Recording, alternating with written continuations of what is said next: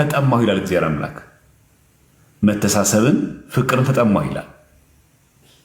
የተቸገሩትን ከጎናችን ያሉ ብዙ ነገር ያጡ ሰዎችን እንድናስባቸው ወደ እነሱ ጠግተንም እንድንጎበኛቸው እግዚአብሔር ተጠማሁ ይላል። ስለዚህ በለሷን ፍሬ ፈልጎባት ተርቦ እንደሄደው ሁሉ ዛሬም እግዚአብሔር አምላክ ወደኛ መጥቶ ተርቦ ወደኛ ይጠጋል። ፍሬ ያገኝብን ይሆን?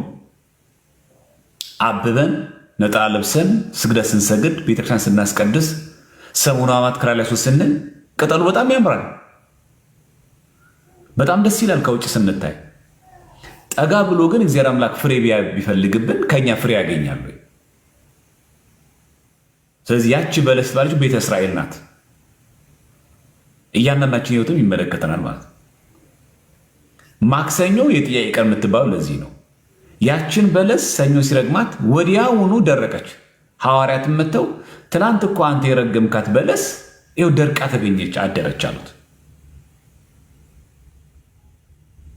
ጌታችን ይህንን በተመለከተ ትምህርት የሚሰጠበት ስለሆነ የትምህርት ቀን ትባለች። ማክሰኞ የትምህርት ቀን ትባላለች። ረቡዕ ቀን ደግሞ ሁላችን እንደምናውቀው ምክረ አይሁድ የተፈጸመበት ነው። አይሁድ መድኃኒታችን ኢየሱስ ክርስቶስን ለመያዝ የወሰኑበት ቀን ነው። ስለዚህ ይህንን ሰሞን በጣም አብዝተን ስግደት እንሰግዳለን ማለት። በተለይ ብዙዎቻችን በሰሙነ ሕማማት ምን ላይቭ ላይ እንደሚገትረን አላውቅም። በቃ ጊዜ ካለን ቤተክርስቲያን ሄዶ ክራሊያሶ መስገድ፣ የሚነበቡ መጽሐፍቶች አሉ። የሚነበበው የሚሰማው የሚነበበው ግብረ ሕማማት እኛ እንድንሰማው ነው። ስለዚህ ጊዜ ካለ ሰው ቀን ካለው መዋል ከቻለ ቤተክርስቲያን ሄዶ ክራሊያሶን እየሰገዱ ማክበር በጣም ተገቢ ነው። ካልደከመን ከክራሊያሶ እንዲያዝ የተወሰነበት ቀን ነው። ሮብ ምክረ አይሁድ ብቻ የተፈጸመባት አይደለችም። የመልካም መዓዛ ቀን ትባላለች። ያቺ ባለሽቶዋ ማርያም መድኃኒታችን ኢየሱስ ክርስቶስ እግር ስር ሄዳ ሽቶ አርከፈከፈች። እፍረት ምዑዝ የሆነው መልካም ጠረን ያለው መልካም ሽታ ያለው መዓዛው ያማረ መድኃኒታችን ኢየሱስ ክርስቶስ አንቺ ሴት ተሰርዮልሻል ብሎ ኃጢአቷን ያሰረይባት ዕለት ነው። ስለዚህ የመልካም መዓዛ ቀን ትባላለች። ረቡዕ ቀን የተገኘው ለምጻሙ ስምዖን ቤት ነው። የጋበዘው ለምጻሙ ስምዖን ነው። ከኃጢአቷ ተፈውሳ የተመለሰችው ግን ባለሽቶዋ ማርያም ናት። እንደዚህ ይሆናል ማለት ነው። እኛ ጌታን ጠርተን እኛ በእግዚአብሔር ቤቱ ያለን እኛ ቤተ መቅደስ ሆነን ሳንጠቀም ያማን ንስሐ ሳንገባ በቅድስና ሕይወት ሳንኖር ከውጭ ይመጡ ሰዎች ቤተክርስቲያን አክብረው ተቀድሰው የኃጢአታቸው ክርፋት ወጥቶ መልካም መዓዛ ይዘው ይወጣሉ። ግን እኮ ቤት ነው ያለው። እንደዚህ ምን ሆናለን? ቤተ መቅደስ ሆነን ቤተክርስቲያን እያገለገል ቤተክርስቲያን እየኖርን ምንም መንፈሳዊ የሚባል ሽታ ጠረን የሌለን ማለት ነው። መንፈሳዊ ሕይወት የሚባል ነገር ውስጣችን ላይ የሌለ ማለት ነው። ያቺ ግን ባለሽቷ ማርያም በመስታወት ስብከት ተቀየረች ማለት ነው። ጌታችን በአካል ተገኝቶ ያልተለወጠው ለምጻሙ ስምዖን የጌታን ትህትና ተመልክቶ ያልተለወጠው ለምጻሙ ስምዖን በአካል እግዚአብሔር ኢየሱስ ክርስቶስን አግኝቶ ንስሐ ያልገባው ለምጻሙ ስምዖን የመድኃኒታችን ኢየሱስ ክርስቶስ በአካል መገኘት ልቡን ያልማረከው ልቡን ያልሰበረው ስምዖን በመስታወት ብቻ ግን አይታ ንስሐ ገባች። ይህ መልክ ነገ ረጋፊ አይደለም? ይህ ፀጉሬ ነገ ይቀር የለ? ይህ ደም ግባቴ ነገ ይጠፋ የለ ብላ ንስሐ ገባች። እዚህ ልለወጥ ካለ አንድ ሰው በመስታወት ይሰበካል ማለት። ኢዮብ በመጽሐፉ እንደተናገረው እግዚአብሔር በአንድም በሌላም ይናገራል፣ ሰው ግን አያስተውልም። እንደውም ቅዱስ ዮሐንስ አፈወርቅ እግዚአብሔር አምላክ በእብድ አድርጎ የሚናገር ይላል። በማህበረሰቡ ዘንድ ኧረ እሱማ ጤነኛ አይደለም በሚባሉ ሰዎች አምላክ አድሮ ይናገራል። እዚህ መስታወቱን አይታ የኔ መልክ ደም ግባት ምን ይጠቅማል? ይቅር ወጣትነቴ፣ ይቅር ውበቴ፣ ለሱ ይሁን ብላ በአልባስጥሮስ ሽቶ እግሩን ሄዳ አርከፈከፈችው። ለምጻሙ ስምዖን ለእግሩ ውሃ አላቀረበለትም። እኛ ውሃ ስናከለክለው በውሃ መታጠብ የሚችለውን ውሃ ስንከለክለው እሷ ደግሞ ሽቶ መታርከፈከፈች። ለሽቶ በጣም ቅርብ ከሷ ይልቅ ለምጻሙ ስምዖን ቤቱ ጋብዞታል። ቤቱ ጠርቶታል እኮ ቤቴ ተገኝ ብሎታል። ነገር ግን ሽቶውን ያርከፈከፈችው ግን ባለ ሽቶዋ ማርያም ናት። ስለዚህ ሮብ ምን ትባላለች? የመልካም መዓዛ ቀን ትባላለች። ሁለተኛ የእንባ ቀንም ትባላለች። ስቅስቅ ብላ ለቀሰች። በደለኛ ነኝ፣ ኃጢአተኛ ነኝ። እንደውም ትርጓሜ ወንጌል ስትመለከቱ ጌታ ኢየሱስ ክርስቶስን ፈልጋ ወደ ስምዖን ለምጻም ቤት ሄዳ ስታንኳኳ በር ላይ አያትና ለምጻሙ ስምዖን በሩን ዘጋባት። አንቺ ሴት አይገባሽም፣ እሱ ንጹሐ ባህሪ አምላክ ነው። አንቺን የመሰለ ኃጢአተኛና ክፉ ሰው እሱ ፊት ልትቀርቢ አይገባም ብሎ በሩን ዘጋባት። ሄደች አይሄደች? መንገድ ስትጀምር እንኳን ዲያብሎስ አግኝቷታል። የማቴዎስ ወንጌል ምዕራፍ 26ን አንድምታ ተመልከቱ። መስታወቷን አየች። ይሄ መልኬ ይሄም ድምግባቴ በዝሙት ኃጢአት የቆዩበት ዘመን አይበቃም አለች። ዛሬስ እኛ አይበቃንም?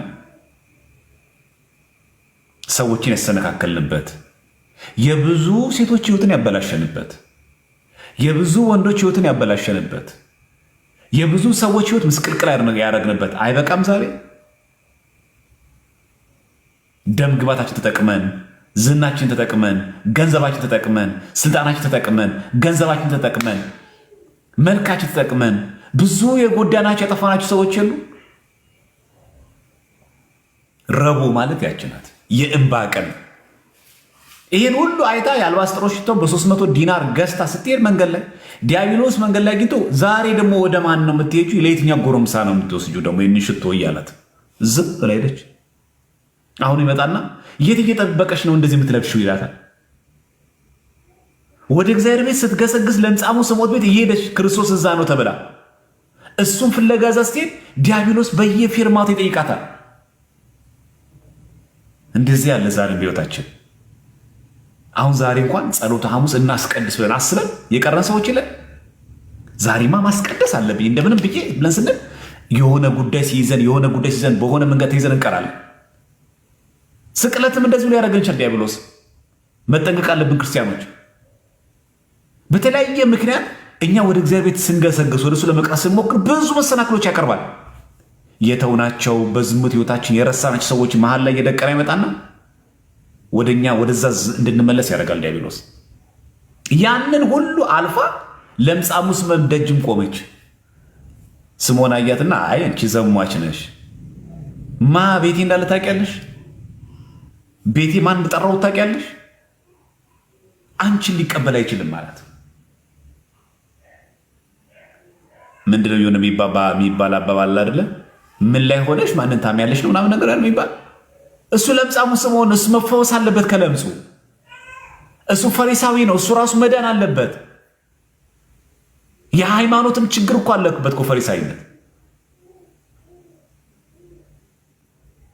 እና ያ ፈሪሳዊ ሆኖ ኦሪትን ብቻ ነው የምቀበለው ብሎ ወንጌልን የማይቀበል ፈሪሳዊ ሆኖ ሳለ ወንጌልን ሳይቀበል እሷን ለመትችት ይሞክራል።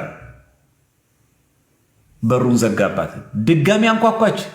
እኛ ብንሆን ኖሮስ ይሄ ትዕግስት ሊኖር ይቻልኝ እና ብዙ ጊዜ እኛ የምናስወቃል አድርገን ነው ታሪኳ የምናስወቃ። ማርያም ላይ መጣች፣ በቃ ሽቶ ታርከፈከፈች ምናምን፣ እዛ በቃ ተሰሩ ይልሻላል። በሰላይ አይደለም ጉዞ ላይ እንዳለ የገጠማት ችግር አለ። ሽቶን አርከፈከፈች። መልካም መዓዛ ያለው ሽቶ ስታርከፈክፍለት መልካም መዓዛ ያለው የምስራች ነገራት። አንቺ ሴት እምነትሽ አድኖሻል፣ በሰላም ወደ ቤትሽ ግቢ የሚል የመልካም መዓዛ ቀን ትባለች ረቡዕ። ስቅስቅ ብላ በማልቀሷ ንስሐ በመግባቷ ደግሞ የእንባ ቀንም ትባላለች ረቡዕ። ስለዚህ ምክረ አይሁድ የተፈጸመባት ናት። የመልካም መዓዛ ቀን ትባላለች። ሶስተኛ ደግሞ የእንባ ቀንም ትባላለች። አልቀሰን ያለፍነው ሮብን ስለማን ያለቀሰችው? ስለ ራሷ ስትገባ ውድቅ ብላ ወይኔ መድኃኒዓለም ኢየሱስ ክርስቶስ ወይ ቸሩ መድኃኒዓለም ወይ አንተን እኮ እንዴት እንዳገኘሁ መንገድ ላይ እኮ ስንት ነገር እንደገጠኝ ብታይ ነው አላለችም። ደግሞ እዚህ ቤት ከሆነ እኮ በሩን ሳንኳኳ ለምጻሙ ስምዖን እንዴት ስንት ጊዜ በሩን እንደዘጋብኝ በዛ ላይ ፊቱ እንዴት እንዳረገብኝ እንዴት እንደገላመጠኝ አላለችም። እኔ ኃጢአቴ የበዛብኝ ሰው ነኝ። ስለ ራስ መናገር፣ ስለ ራስ ማውራት፣ ስለ ራስ ኃጢአት መናዘዝ የእንባ ቀን ናት። ስለ ሰው አይደለም ያወራችሁ። ለምጻሙ ስምዖን ስላደረጋት ነገር አለም የተናገረችው። ለምጻሙ ስምዖን ስላደረገው ክሰት አለም ያወራችሁ። ከሱ ግልምጫ የበለጠ የሱ ኃጢአት አለ። ስለዚህ ልናስበው የሚገባው ይሄን ነው ማለት በሰሙነ ሕማማት ከተደረገብን ክፉ ነገር ሁሉ ወደ እግዚአብሔር ቤት ልንቀርብ ብዙ መሰላት ከሚያመጡብን ሰዎች ይልቅ የኛ ኃጢአት ያሳስበን ይገባል። እኛ እኮ ብዙ ጊዜ የምናወራው ስለ ራሳችን ጽድቅ ነው። እኔ በነገራችን ላይ ወደዚህ እምነት ነው የገባሁት፣ አክስቴ እንደዚህ አድርጋኝ፣ አጎቴ እንደዚህ አድርጎኝ፣ ስራ ባልደረባይ እንደዚህ አድርጎኝ፣ ኃላፊ እንደዚህ አድርጎኝ፣ ስንት መከራ ይቼ ነው እንላለን። ቤተክርስቲያን ስንቆም የምናወራው ያንን ነው። ልክ ናት። ግን ባለሽቶዋ ማርያም መንገድ ላይ ሰይጣን አቀረበላት ከተባሉ ፈተና ይልቅ ለምጻሙ ስምዖን ያደረገባትን ነገር የሰው ነገር ከመናገር የሚቀድመው እሷ የሰራችውን ኃጢአት መናዘዝ ነበር እንጂ ተመለከትከው ጌታዬ፣ አንተ የገባህበት ቤት ሰው መስሏል። ስምዖን ምን አድርጌ ነው እንደዚህ የምታደርገኝ ብላ አልጮኸችም። ፊቱን እንኳን አላየችውም። ጌታችንን ዝቅ ብላ እግሩን በሽቶ ቀባችው። ውሃ ሲከለክለው ሽቶ አገኘኛ ጌታ። በእጁ ማጠብ ሲያቅተው በፀጉሯ አጠበችው፣ አበሰችው። ምን ማለቷ ነው? እንኳን ፊትህን እግርህን እንኳን ላይ አይገባኝም፣ ፊት ልቆም አይገባኝም፣ እኔ ትቢያ ነኝ ስትል ነው መሬት የወደቀችው። እንደዚህ እንላለን። በዚህ ደምግባት፣ በዚህ መልክ፣ በዚህ ፀጉር እንዴ ስታረጅ እንኳን ነው የመጣችው። ወንዶች ተጠቅመውባት ሲተፏት እንኳን ነው የመጣችው። ከነዛ ውበቷ ከነዛ ደምግባቷ ጋር አብራን የመጣችው። መፈለግ ባቆመችበት ጊዜ ያለ የመጣችው። ውይ የእሷ ነገርስ በቃኝ፣ እሷ ማን ይነካታል ተብላ ስትጣላለም የመጣችው። በምትፈለግበት ዘመን፣ በዛ በውርዘውናዋ ዘመን፣ በዛ ወንዶችን እንደ ልብ ማሽከርከር የምትችልበት ዘመን ፀጉሯ ተነቃቅሎ ሲጠፋ የመጣችው። ፀጉሯ ባለበት ፀጉሯ ሲመነምን ነጭ ሽበት ስታወጣ አማራጭ ስታጣ የመጣችው። ከነዛ ውበቷን የመጣችው። ስለዚህ ዛሬ በተለያየ ዓለም ውስጥ ያላችሁ የእግዚአብሔር ቤተሰቦች ሆይ ከነዛ ውበታችን እንምጣ። ዓለም አንቀራ ስተፈናለም እግዚአብሔር ቤት የምንመጣው ዓለም እየጣማት እንዴት ነው የሚያምረው፣ እንዴት ወጣት ነው፣ እንዴት ወጣት ናት እየተባልን ያንን መልካችንን፣ ያንን ውበታችንን፣ ያንን ዝናችንን፣ ያንን ወጣትነታችን ለሱ መገበር ያስፈልጋል። በጉብዝና ወራት ፈጣሪን አስብ ነው የሚለው እንጂ ዓለም አንቀራ አትፈልጋችሁም እኔ ቅሩብ ስትለን አማራጭ ሳጥረን የምንመጣው ቤተክርስቲያን ስራ ስናጣ ዓለም ስትገፋን አይደል የምንመጣው። ዝነኛ ስንሆን አይደለም ብቻ ምን ዓለም የምንሄደው፣ ዝነኛ ሆነንም ጭምር ዓለምን መናቅ አለብን። እና ማርያም የምትገርም ናት። ስለዚህ የመልካም መዓዛ ቀን የእንባ ቀን ትባላለች። ረቡዕ ሐሙስ ቀን ጸሎተ ሐሙስ ናት። ጌታችን ዛሬ ከምሽቱ 3 ሰዓት ነው የተያዘው። ለዚህ ነው የዛሬ ቅዳሴ ደውል ሳይደወል ቀጭል ሳይቃጨል ያለ ቃጭል ያለ ደውል በጽናጽን ብቻ የተቀደሰው። የዛሬ ቅዳሴ በለሆሳስ ነው የተቀደሰው። ለምንድን ነው ያደረገችው ቤተክርስቲያን? ይህንን አይሁድ ሰይፍና ጎመድ ይዘው ኢየሱስ ክርስቶስን ለመያዝ ቀስ ብሎ ለመጠታቸው ምሳሌ ነው። አይሰማም አያይም ብለው ማለት ነው። እንዳያመልጠን የድምፃችን የእግራችን ርግጫ ኮሽታ ሲሰማ እንዳያመልጠን። በእነሱ ቤት አያውቅማ። ቅዳሴ ዘሰለስቱ ምዕት ምንድን ነው የሚለው? እንደማይሰማ ዝም ይላል። የሹክሹክታ ቃልን ግን ይሰማ ይላል። እንደማይሰማ ዝም ነው የሚለው። የምንሰራው ግፍ፣ የምንናገረው ተንኮል፣ ሸራችንን፣ ሐሜታችንን በደንብ አድርጎ ይሰማል። እንደማይሰማ ግን ዝም ይላል። የሹክሹክታ ቃል ግን ይሰማል፣ ያዳምጣል። እነሱ እንደማያውቅ መስሏቸው ሰይፍና ጎመድ ይዘው መጡ ማታ። እሱ በአትክልት ስፍራ ሆኖ ጸለየ። ለእኛ አራያ፣ ለእኛ አብነት ሲሆነ ስለዚህ ዛሬ ቤተክርስቲያናችን እቺ ቀን ሐሙስ ጸሎተ ሐሙስ ትባላለች። ስቅስቅ ብሎ እንባው ደም ግባቱ እስኪረግፍ ድረስ ላብ እስኪያልበው ድረስ ጌታችን በዛ ጽኑ መከራ ጊዜ የጸለየበት ጊዜ ነው። ስለዚህ ጸሎተ ሐሙስ ትባላለች። እቺ ሐሙስ የአዲስ ኪዳን ሐሙስ ናት። የአዲስ ኪዳን ሐሙስ ናት እና ጌታችን ለእኛ ጸሎት አብነት ሆነን ማለት እናንተም በመከራችሁ ጊዜ እናንተም በችግራችሁ ጊዜ ጸልዩ ሲለን እንጸልያለን። እንደዛ እናደርጋለን። በችግራችን ጊዜ እኛ ወደ ሱስ ነው የምንሄደው፣ ወደ መጠጡ ነው የምንሄደው፣ ወደ ስካሩ ነው የምንሄደው፣ ወደ ጫቱ የምንሄደው፣ ወደ ማንም እንመጣው። ስትጠይቁ ነው ፈቃዱን ጠይቁ፣ ብትወድስ በሉት። ፈቃድ እግዚአብሔርን ጠይቁበት። የአንተ ፈቃድ የኔ ፈቃድ አይሁን በሉ። ፈቃድ እግዚአብሔር እየጠየቃችሁ አድርጉበት። ስለዚህ ዛሬ ጸሎተ ሐሙስ ትባላለች። ሁለተኛ ሐሙስ የሚስጥር ቀን ትባላለች። ስጋው ደግሞ የሰጠበት እስከ ዛሬ ቀን ድረስ ሐሙስ የበግና የፍሪዳ መስዋዕት የሚሰዋባት ዕለት ነበረች። ዛሬ ግን መስዋዕተ ኦሪት አለፈና መስዋዕተ ወንጌል ተተካ። እግዚአብሔር ስሙ የተመሰገነ ይሁን። ያ የበግ የፍሪዳ የዋኖስ መስዋዕት የሚባል ሁሉ ቀርቶ ተሽሮ በአማናዊው መስዋዕት በአማናዊው ወንጌል መስዋዕተ ወንጌል በተባለው በኢየሱስ ክርስቶስ ተተከመ። አሁን የፍሪዳ የለም። አሁን የሚጤስ ስብ የለም። የሚፈስ በግ ደም የለም። የፍየል የላም የሚባል ደም የለም። ያ በየዓመቱ መሰዋት የሚገባው ያ የብሉይ ኪዳን መስዋዕት አለፈ፣ ቀረ። የሐዲስ ኪዳን መስዋዕት ስጋው ደግሞ ተሰጠን። ዛሬ ብሉኝ ይላል ጌታችን። ዛሬ ጠጡኝ ይላል። ስጋዬን የበላ ደሜን ጤዛ ለሚወት ያለው ይለናል ዛሬ። ስለዚህ ቤተክርስቲያናችን ዛሬ የሚስጥር ቀን ትላለች። ህብስቱን አንስቶ እንካችሁ ይህንን ብሉ አላቸው። ወይኑንም አንስቶ ይህንን ጠጡ አላቸው። ለምንድነው ስጋው ደሙን ከስንዴና ከወይን ያደረገው? ስንዴ ስብ ስጋን ይመስላል። ወይን ደግሞ እንደምታውቁት ትኩስ ደም ይመስላል። በዛ ምሳሌ ነው። ለምንድነው ስጋው ደግሞ በመብል በመጠጥ ያደረገልን? ለምንድነው በመነካካት ላይ ያደረገልን?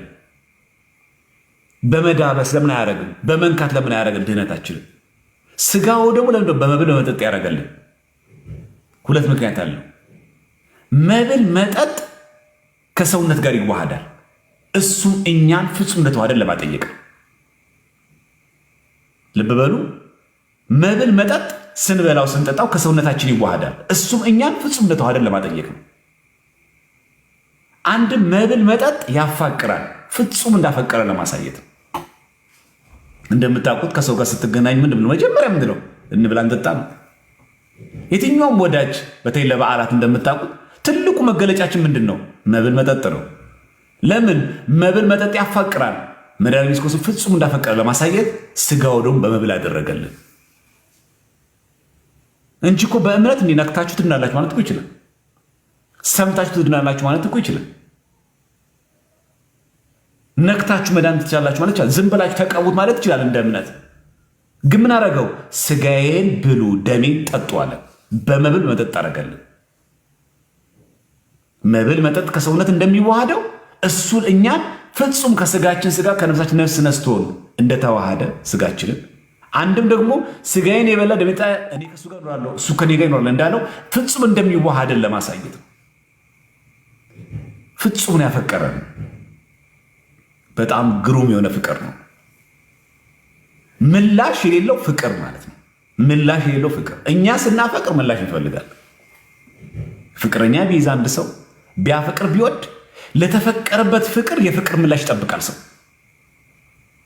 አለበለዚያ እናማራለን። ወድጄው እንደዚህ አድርጌላት ብለን ላፈቀርነው ፍቅር ተጨማሪ ምላሽ ካላገኘን ሪያክሽን ከሌለው እንቆጣለን። መድኃኒታችን ኢየሱስ ክርስቶስ ግን ላፈቀረን፣ ለወደደ፣ ለሞተልን ለዛ ከኛ ምንም ምላሽ አላገኘም። ሞት ጥላቻን ያገኘው ግን አልጠላንም። ስለዚህ ዛሬ ምን አለ? ስጋዬን ብሉ ደሜን ጠጡ አለ። መቼ ነው የኛ ህይወትስ ይህንን ስጋው ደግሞ እንቀበልበት? ዛሬ የሚስጥር ቀን ነው። ስጋው ደሙን የሰጠበት ቀን ነው። ለሐዋርያት የብሉይ ኪዳን መስዋዕት የቆመበት፣ መስዋዕተ ኦሪት ተሽሮ መስዋዕተ ወንጌል የተተካበት፣ 4 እግር ያለው እንስሳ በግ ሳይሆን እውነተኛው የአዲስ ኪዳን በግ፣ የዓለምን ኃጢአት የሚያስወግድ የእግዚአብሔር በግ ክርስቶስ ዛሬ ስጋው ደሙን የተሰጠበት እንካችሁ ብሉ ያለው ይህ የአዲስ ኪዳን ደሜ ነው፣ ለብዙዎች ቤዛ የሚሆን። ስለዚህ ሚስጥረ ቁርባን ከሰባቱ ሚስጥራት ቤተክርስቲያን አንዱ ብቻ ሳይሆን ሚስጥራት ነው። ሁሉ ነገር የሚፈጸመው ቤተክርስቲያናችን በቁርባን ነው፣ በስጋው ደሙ ነው። ክርስትና ቢነሳ አንድ ልጅ ክርስትና ይነሳል፣ ይጠመቃል፣ ሜሮን ይቀባል። ከዛ ምን አለው? ስጋው ደሙ አለ። ካህን ቢሆን አንድ ሰው ድቁና ቢሾ ወይ ደግሞ ቅስና ቢሾ በጳጳሱ ሜሮን ተቀብቶ ድቁና ቅስና ከተሾመ በኋላ ቅዳሴ ይቀደሳል፣ ስጋው ደሙን ይቀበላል። በተክሊል ቢያገባ አንድ ሰው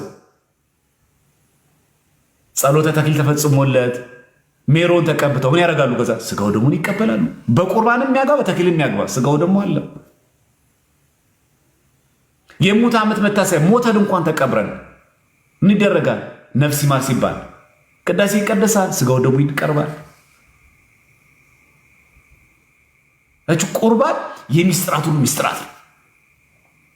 ቁርባን ከሚደገሙ የቤተክርስቲያናችን ሚስጥራት መካከል አንዱ ነው። ክህነት አትደገምም። 2 ጊዜ ድቁና 2 ጊዜ ቅስና የለም። ሜሮን አይደገምም። በአንድ ሚስጥር 2 አይደገምም። ጥምቀት አትደገምም። ቁርባን ግን ይደገማል። ፋሲካ የምናከብረው ምንድን ነው? በስጋው ደሙ። ጸሎተ ሐሙስ ዛሬ ቢሆን አከበርናት በስጋው ደሙ። ኢቭን በነገራችን የሳምንታት ዜማዎቹ ራሱ ሚስጥረ ሥላሴን በጣም አጉልተው የሚያሳዩ አሁን ሰኞ፣ ማክሰኞ፣ እሮብ 3ቱን ቀናት ዜማው በግዕዝ ነው የሚባለው። ዛሬ ሐሙስ አራራይ ነው ዜማው። በነገራችን ላይ አርብ ነገ ስቅለት እና ቅዳሜ ደግሞ እዝል ነው። ግዕዝ የአብ ምሳሌ፣ አራራ የመንፈስ ቅዱስ፣ እዝል ደግሞ የወልድ ምሳሌ። አይታችኋል ሥላሴን እንዴት በቤተክርስቲያን በሰሞናት እንዴት እንደምታስበው። ሰኞ፣ ማክሰኞ፣ እሮብ ዜማው ግዕዝ ነው። ግዕዝ የአብ ምሳሌ ነው። ዛሬ የተሰገደው ስግደት ዜማው ደግሞ አራራይ ነው። አራራይ የመንፈስ ቅዱስ ምሳሌ ነው። ነገ ከላይ ሱም ብለን ስንሰግድ አሁን ከእስከ ሐሙስ ሮብና ማክሰኞ ሰኞ ከሰገድነው ዜማው ይለያል። እዝል ይባላል። የወልደ እግዚአብሔር ኢየሱስ ክርስቶስ ምሳሌ ነው። ቅዳሜም ልክ እንደዚሁ ሲኢሮ ሞተ የሚለውን ድል አድርጎ ሞተ፣ ሞትን ሽሮ ሞተ፣ ሞትን በሞቱ ሞተ፣ ሞትን በሞቱ ሻረ የሚለው ዜማ መዝሙር ራሱ የሚዘምረው በእዝል ነው። የወልደ ኢየሱስ ክርስቶስ ምሳሌ ነው። ሚስጥረ ሥላሴ እንዴት አድርጋ በሰማዕት እንደምታስብ ቤተክርስቲያን ተመልከቷል። ይሄ ቅዱስ ሚስጥር የሚሰጠው ንስሐ ለገቡ ሰዎች ነው። ስጋው ደግሞ ሚስጥረ ሚስጥራት የሆኑ ቁርባን የሚሰጠው ንስሐ ለገቡ ሰዎች ነው።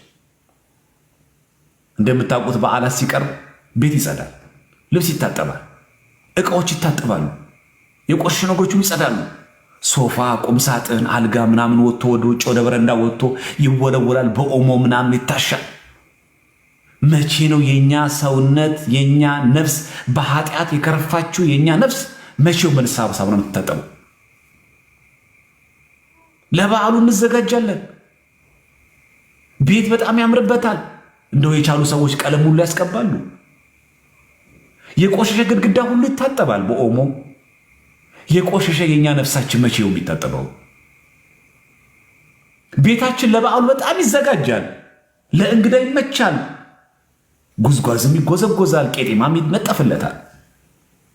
መቼ ይሆን ለክብር ጌታ የሚሆን ነፍሳችን መቼው የሚጎዘጎዝለት?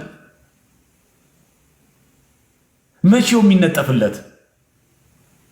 እሱ እንደ ልብ ወደ ቤታችን እንዲገባ እነሆ በደጅ ቆሜ አንኳኳለሁ ላይ እነሆ ማንም ድምፄ የሚሰማ ድምፄንም ሰምቶ በሩ የሚከፍትልኝ ከእሱ ጋር እራት በላለሁ ይላል። ቤቱ ጸዳ፣ ምድራዊ ቤታችን። ነፍሳችንስ? እኛ የእግዚአብሔር ቤተ መቅደስ አይደለን? በዘረኝ የተዘጋው፣ በክፋት የተዘጋው፣ በተንኮል የተዘጋው፣ በኃጢአት የተዘጋው በራችን መቼ ይከፈትለታል? ጠረጴዛዎች ይወለወላሉ። የኛ በኃጢአት የቆሸሸው ነፍሳችን መቼ ነው የሚወለወለው? ብዙ አቧራ የለውም? የክፋት የዘፈን የተንኮል አቧራ የለውም?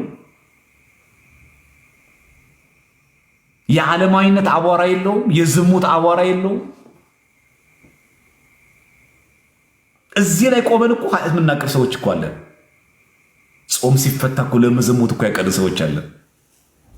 ሕማማት ይዞን እንጂ ጾሙ ይዞን እንጂ ለፋሲካ እኮ የቀጠርነው ኃጢአት አለ።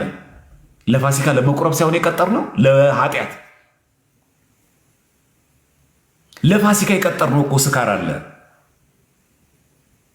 ለፋሲካ የቀጠርነው እኮ ዝሙት አለ። ለፋሲካ የቀጠርነው እኮ ናይት ክለብ አለ። ምን አስበን ይሁን ንስሐ የምንገባው እኛ? እግዚአብሔር ልቦናችን ያብራልን። ስለዚህ ይህንን በዓላት ስናከብር ወጥቶ ከመግባት በዓሉ እንደዚህ ዝም ብሎ ብቻ በእልልታ ከማክረብ ባለፈ በጣም ብዙ ስራ መስራት አለብን።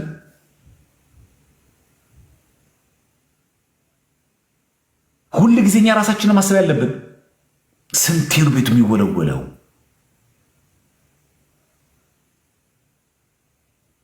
ስንት ጊዜ ነው እቃዎች የሚታጠቡት? መስታወቶቹ ሁሉ አይቀሩ፣ ኮርኒሶቻችን አይቀሩ፣ ግድግዳዎቻችን አይቀሩ፣ ቤታችን ይጸዳል። እሰየው፣ በጣም ቆንጆ ነው ጽዳት። እኛ መቼ ነው የምንጸዳው ግን? ይሄ በጣም ማሰብ ይገባል ማለት። ምክንያቱም ንስሐ ሳንገባ ስጋው ደግሞ መቆም ስለማንችል ዛሬ የሚስጥር ቀን ነው። ቅድሳት ለቅዱሳን ኪዳን ቅዳሴ ላይ ቅዱስ የሆነ ስጋው ደግሞ ለእኛ ተቀድሰን ተለይተን ለተዘጋጀ ለእኛ ነው። ለፋሲካ ምንድን የቀጠር ነው? ለመቁረብ ነው ወይስ ለኃጢአት? ጾሙ ስንቀበል በእንስሳ ስጋ ተቀበል ነው። አሁን ሲፈታም ደግሞ በእንስሳ ስጋ እንከፈተዋል። ጾሙ ሲገባ ገባን፣ ሲወጣ አብረን ወጣን። ምንም ለውጥ የለውም። ያኔም ጾሙ ስንይዝ በከብት ስጋ ነው። አሁን ጾሙ ስንፈታም በከብት ስጋ ነው። ያም እንስሳ ነው፣ ይህም እንስሳ ነው። መቼው ከእግዚአብሔር ጋር እኛ የምንታረቀው? እንዲገባ ሳንል ጾሙ አልቆ ሕማማት ጨረስን። ነገ ስቅለት ነው ያለው። በቃ አለቀ። ጾሙ አለቀ። ምን ሰርተን ከእግዚአብሔር ጋር እንዴት ታርቀን ምን ስናደርግ እንደቆየን እሱ ያውቀዋል። ሕማማትን በምን መንገድ እንዳሳለፍ ነው፣ አብይ ጾም በምን መንገድ እንዳሳለፍ ነው እኛ እናውቀዋለን። ነገ ስቅለት ስሜት የምናሳልፈው ላይቭ ቁጭ ብለን የምናሳልፈው ወይስ ቤተ መቅደስ ተገኝተን ክራላይሶን እየሰገድን ቃል እግዚአብሔር እየሰማን ስለኛ ብሎ የተቀበለው መከራ መስቀል እያሰብን ነው የምንጸልየው? የት እናሳልፋለን ነገር? ወይስ ከበዓል መልስ ስለምንበላው ምግብ የተጨነቅ ነው? ይወጣል ወጪ ይወጣል፣ ለበዓል ለሽንኩርቱ ለዘይቱ ይወጣል ወጪ። ከነዳያን ጋር መቼ የምናሳልፈው? ፈቃደኛ ከሆናችሁ ይህንን ትምህርት ከጨረስን በኋላ እስቲ ነዳያንን እንመግብ። እስቲ በጋራ ሆነን ነዳያን ስላችሁ ሆስፒታል ያሉ ቤተክርስቲያን ደጅ ላይ የወደቁትን አይደለም እላችሁ። እነሱማ አሉ። አዎ ልክ ነው። በየቤተክርስቲያኑ እንደ አቅሜቲው ነዳያን ምገባ አለ። በፋሲካ የተለመደ ነው። ግን ጎረቤቶቻችን የሉ መለመን ያሳፈራቸው፣ አንድ ዶሮ ብርቅ የሆነባቸው፣ 1 ኪሎ ስጋ ብርቅ የሆነባቸው ሰዎች የሉም። አንተዋወቅም። እኛ አስመሳዮች ለወደቁት እዛ ላይ ለሌጤ በር ላይ ለወደቁትማ ዘይቱን እኮ ተሸክምን እንሄዳለን፣ እህሉን እኮ ተሸክምን እንሄዳለን እኮ። ትክክል ነን። እዛ ግን ቤተክርስቲያን ደጅ ከመሄድ በፊት ግን መጀመሪያ ግን እዚህ ጎረቤት አለ እዚህ ያለ አባት ልጆቿን ያሳደገች በእንጀራ እናት ያደጉ ሽንኩርቱን ደግሞ ኬታ አመጣዋለሁ፣ ዘይቱን ደግሞ ኬታ አመጣዋለሁ፣ እቻ 1 ኪሎ ስጋ እንዴት እናደርጋታለን ብለው የተጨነቁ አንተ በዶሮ ላይ ስጋ ስትጨምር እነሱ 1 ኪሎ ስጋ ብርቅ ይሆነባቸዋል። መጀመሪያ ከጎረቤት ጀምር፣ እዛ ጋር አትሄድ። መጀመሪያ የሚቀድመው ይሄ ነው። በእንተ ማርያም ብሎ ስላለመኑ ነው። ስለ እግዚአብሔር ብለው ውጭ ስላልወጡ ነው። መለመን አሳፍሯቸው አንገታቸውን ደፍተው በዓል በመጣ ቁጥር ልጆቼ የሰው ፊት የሰው ቤት ያያሉ ብሎ የተጨነቁ ቤተሰቦች እናቶች የሉ? አናቅም ጎረቤታችን የሉ? ምን አለ ዶሮ ስትገዛ ይዘህላቸው ይሄን ለበዓል ለቤት ስጦታ ብሎ ስጣቸው። ምን አለ ለቤት ስታደርግ እችን 1 ኪሎ ሽንኩርት ደግሞ እኔ ነኝ የኔ ስጦታ ብትላቸው ምን አለበት? መለመን አለባቸው ግዴታ ውጭ ወጥተው። ለካሜራ ስለምንፈልግ ነው እኛ አድርጉ አደረኩኝ ባይነንኛ አበላው ባይነንኛ። የተጨነቁ ሰዎች አሉ ጎረቤቶቻችሁ ማየት ነው የሚያደርገው ያለባችሁ ክርስቲያኖች። እኔ የኔ ቤቶች አይረዱ እያልኳቸው አይደለም። ሆስፒታል ያሉ ማረሚያ ቤት ያሉ ሊረዱ ይገባል። ትክክል ነው። እዚህ ጎረቤታችን ያሉትስ አጠገባችን ያሉትስ ለብሰው ሲታዩ ሰው ቢመስሉትስ ምንም የጎደለባቸው አይመስሉስ? አንተ ምግብ በልተህ በመጠጥ ስታገሳ ሃይላንድ ብርቅ የሆነባቸው ሰዎችስ? እኛ አሁን በዓል በትክክል እያከበርን ነው። ነገ ስቅለት ከማጋል ሊሄድ አስበናል። ጌታችን ከወንበዶች ጋር የተሰቀለው አለ። ሀገር ምድሩን ካስቸገሩ ወንበዶች ጋር የተሰቀለው እሱ ግን ንጹሕ ባህሪ ነው።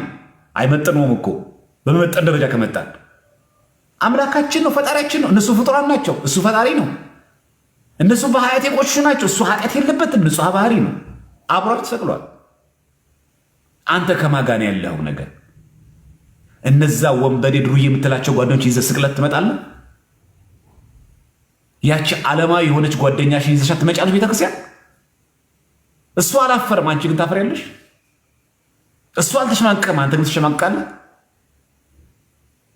እሱ በእነሱ አንገት አልደፋም፣ አንተስ አንገት ትደፋለህ በእነሱ። እነዛ ፀጉራቸው የተንጨባረረው እነዛ ድሩዬ የሚባሉ እስቲ ይዛቸውና ያ ቦዘኔ ያ ለአገር ምድሩ ያስቸገረው ወንጀለኛ እኮ ነው። ከአዳም ከነ አብርሃም ከነ ይስሐቅ ቀድሞ ገነት የገባው። ነገ ስቅለትን ከማጋነን ከኛ በስታተስ ጋር እኩል ከሆኑት ጋር ክብራችን ከሚጠብቁ ጋር ባለባበስ በቁንጅና ከኛ ጋር ማች ከሚያደርጉት ጋር ጌታ እንደዛ ነው የምናገኘው። በዙሪያ ማን ነበሩ? በዓል ስናከብር በእውነት ማክበር አለብን። ስጋው ደግሞ ስንቀበል በእውነት መቀበል አለብን። ቤተክርስቲያን ስንገኝ በእውነት መገኘት አለብን። ግብረ ሕማማት የሚነበበው ለእኛ ነው። አጠገብ ካለው ጋር እንድታወራ እኮ አይደለም። መከራ መስቀል እኮ ነው። እንደውም እኮ ማይነበበው ክፍል ይበልጣል። በነገራችን ማይነበበው ለምን እንዳይደክመን ብላ ቤተክርስቲያን ስናለከልክ እያየችን ነው። በነገራችን ላይ ከሰኞ ጀምራችሁ ሰኞ ሕማማት ከጀመራችሁ እስከ ዓርብ ስቅለት የመጨረሻው ስግደት ድረስ ብትቆጥሩት ስግደቶቹ እንዳለ 666 ናቸው። ታውቃላችሁ? ግብረ ሕማማት ላይ ቆጠሩት። ከሰኞ ከላይ ሲሆን ተብሎን ከምንሰግድበት እስከ ዓርብ የመጨረሻው ስግደት ድረስ ስትቆጥሯቸው ስግደቶቹ እንዳለ 6666 ናቸው። ይሄ ማለት ጌታ ኢየሱስ ክርስቶስ እኛን ለማዳን የተገረፈው ግርፋት ናቸው። ለዚህ ነው ከላይ ሲሆን የምንሰግዱ። በነገራችን ላይ እሱ ሲገረፍ ስጋው የተነጨ ነው። እኛ ጎንበስ ብለን ከላይ ሲሆን መሬት ማስነካት ከብዶናል። ምናሳሰቅበት አይደለም፣ ምናሽካካበት በዓል አይደለም። ሞቱን በሚመስል ሞት ከሱ ጋር ከተባበርን ትንሣኤ በሚመስል ትንሣኤ ደግሞ ከሱ ጋር እንተባበራለን እንዳለው ሞቱ መተባበር አለብን። በመከራው መሰል አለብን ከሱ ጋር። ትንሣኤ ማክበር ማለት ከዛ በኋላ ነው። እኛ ስቅለት ሲደርስ የክርስቶስን ፊልም ስቅለት አሳይተው ነገ ከኛ ጋር በሶስተኛው ቀን እንደሚፈስጉት መናፍቃን አይደለንም። እኛ ሕማማት አለን፣ እኛ መከራ መስቀሉ አለን፣ እኛ ስግደት አለን፣ እኛ ከመከራው እንሳተፋለን። ጥብጣቤ የሚሰጠን እኮ ለዚህ ነው። በወይራ ቅጠል ወይራ ጽኑ ነው። ጽኑ መከራኛ ስለተቀበለው ስንል እኮ ነው። ለዛ እኮ ነው ጥብጣቤ የሚሰጠን። ወይራ ጽኑ ነው፣ ጠንካራ ነው በጣም ወይራ ዛፍ እንደምታውቁት ለእኛ ሲል ጽኑ የሆነ መከራ መቀበል ለማሳየት ዛሬ ጌታችን ሚስጥርን ለሐዋርያት ለዚህ ነው አዳም ሐሙስ ትባላለች፣ የሐዲስ ኪዳን ሐሙስ ትባላለች። የሐዲስ ኪዳን ሐሙስ ያቺ የብሉያ ተሽራ የሐዲስ መምጣቱን ያሳያል።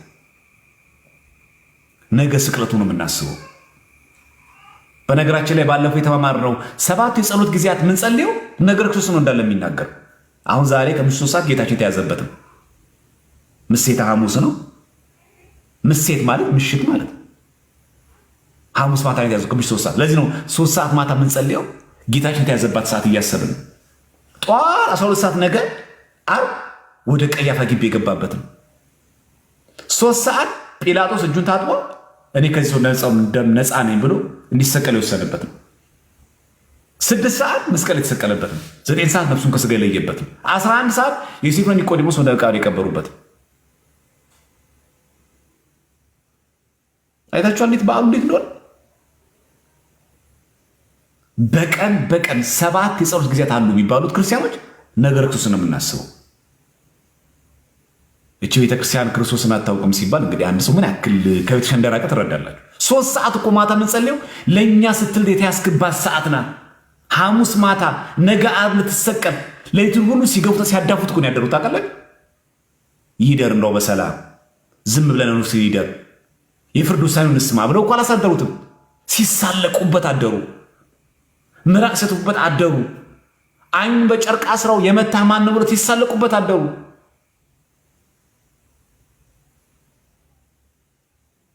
እሱ ንጹሕ ባህሪ ሆኖ ሲሳለቁበት ዝም ያለ አንተ ሲሳለቁብህ ለምን ትቆጣለህ? እሱ ምንም እንከን የሌለበት አምላካችን ሆኖ ሳለ በጥፊ ሲመታ ምራቃችንን ከቻለው አንተ የወንድሞችን ምራቅ ለምን አትችልም? ሲተፋብህ ዝም በል፣ ስትወቀስ ዝም በል። መመለስ አቅቶት ነው? መናገር አቅቶት ነው?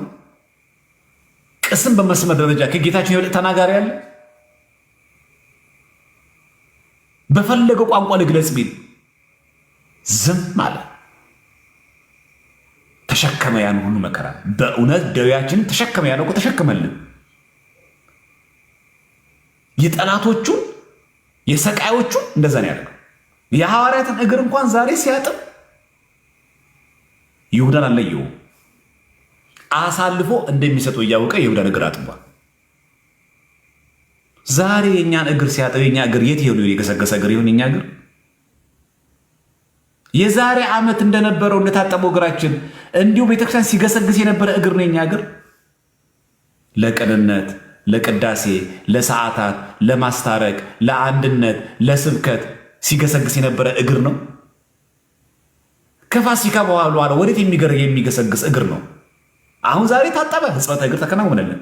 እግራቸው ወዴት ነበር የሚገሰግሰው? ካሁን በኋላ ለዳግማይ ትንሣኤ ቤተክርስቲያን የምንገሰግሰው ወይስ ናይት ክለብ? እግራቸው ወዴት ይገሰግስ ይሆን? ታጠብን። ዛሬ ትሕትናን አስተማረን፣ ፍቅርን አስተማረን ጌታችን። ያደረግኩላችሁ ታስተውላላችሁን? እኔን ጌታና መምህር ስትሉኝ እንዲያደረግኩኝ እናንተም እንዲሁ አድርጉኝ ያላችሁ። ይህን ደግሞ አለን እኛ ዛሬ የጸዳ ዛሬ በክርስቶስ በካህናት አባቶቻችን አይንተ እግዚአብሔር ናቸው። እነሱ የእግዚአብሔር አይኖች ናቸው። በእነሱ እጅ ታጠበ እግራችን ነገ የት ይገሰግስ ይሆን? ቤተ መቅደሱ ወይስ ቤተ ጣዖት? ወደ ቤተ ክርስቲያን ወይስ ደግሞ ወደ ቤተ ምንፍቅና? ወዴት ይገሰግስ ይሆን የኛ እግር? ሁሌ ታጥበን ጭቃ ታጥቦ ጭቃ። አምናም ታጠብን፣ ካቻምናም ታጠብን፣ ዘንድሮም ታጠብን። ከኃጢአት መገስገስ ግን አላቆመም እግራችን። ለምንድነው እግራችሁን ያጠበው? ለምንድነው እጃችሁን ያላጠበው? ለምን ፊታችሁን አላጠበው? ለምንድነው እግራችሁን ያጠበው? ዕፀ በለስን ለመብላት የገሰገሰ እግር ቀደሰላቸው። ይብቃው፣ ቆሽሾ ነበረ ለኃጢአት። ዕፀ በለስን ለመቀንጠፍ ሄዳ ነበረች እግር ቀደሰላቸው።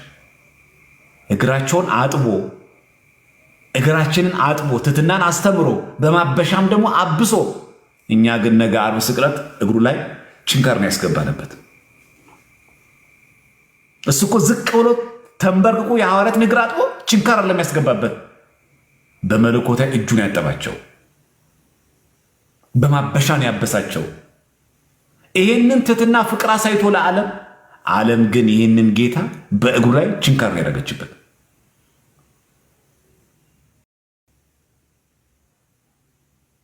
አሁን ይሄ የአይሁድ ብቻችሁ እናታስቡት፣ እንዲህ እናታስቡ። እሺ አይሁድ እንደዚህ ያደረጉ በጣም ይገርማል እንድትሉ አይደለም የምነግራችሁ። እግሩን ያጠበ እግራችን ያጠበ ጌታችንን እንደዚህ ከቸነከሩት፣ አንተም ዛሬ ቤተ መቅደስ ተገኝተ እግርሽ ታጥቦ ነገ ኃጢአት ምሰሪ ከሆነ የምትገሰግሽ ከሆነ አይሁዳውያን ጌታችን እግር ላይ የቸነከሩትን ችንካር ቸንክረሸዋል ማለት አይታችኋል ትርጉሙ። ዛሬም እግሩን እያደማ ነው። ዛሬም እየቸነከር ነው። ባጠበበት ባነጻበት። ጴጥሮስ እኮ አልታጠብም ሲለው እኔ ካላጠብኩ ከእኔ ጋር ህብረት የለህም እኮ ነው። ከክርስቶስ ጋር ህብረት የለው መንግሥተ ሰማያት አይገባም። ከእሱ ጋር አንድ ያልሆነ ሰው አይገባም። የክርስቶስ ብልት አካል ያልሆነ ሰው መንግሥተ ሰማያት ሊወርስ አይችልም። እኔ እግርን ካላጠብኩ ከእኔ ጋር ህብረት የለም ሲለው፣ አረ ጌታ ሆይ ከአንተ ህብረት የሚለየኝ ከሆነማ እንኳን እግሬን መላ ሰውነት ይጠበኛል። ህብረቱ ከዚህ ህብረት ከመለየት ምን አደረገ? ሄዶ ጌታችን ክርስቶስ እግሩን ሲያጥብ ዝቅ ብሎ ታጠበ። ጴጥሮስ ልታጥበኝ አይገባም ብሎ የተናገረው ጴጥሮስ። ክርስቲያኖች እኛም ዛሬ በሕጽበተ እግራችን ታጥቦ ወደ ነበርንበት ኃጢአት እንዳንመለስ፣ እንደዛ ካረግን እግሩ ላይ ችንካር እንደማስገባት ነው። በጥምቀት የእግዚአብሔር ልጆች ሆነናል። የንጉሥ ልጅ ነው የሆነው።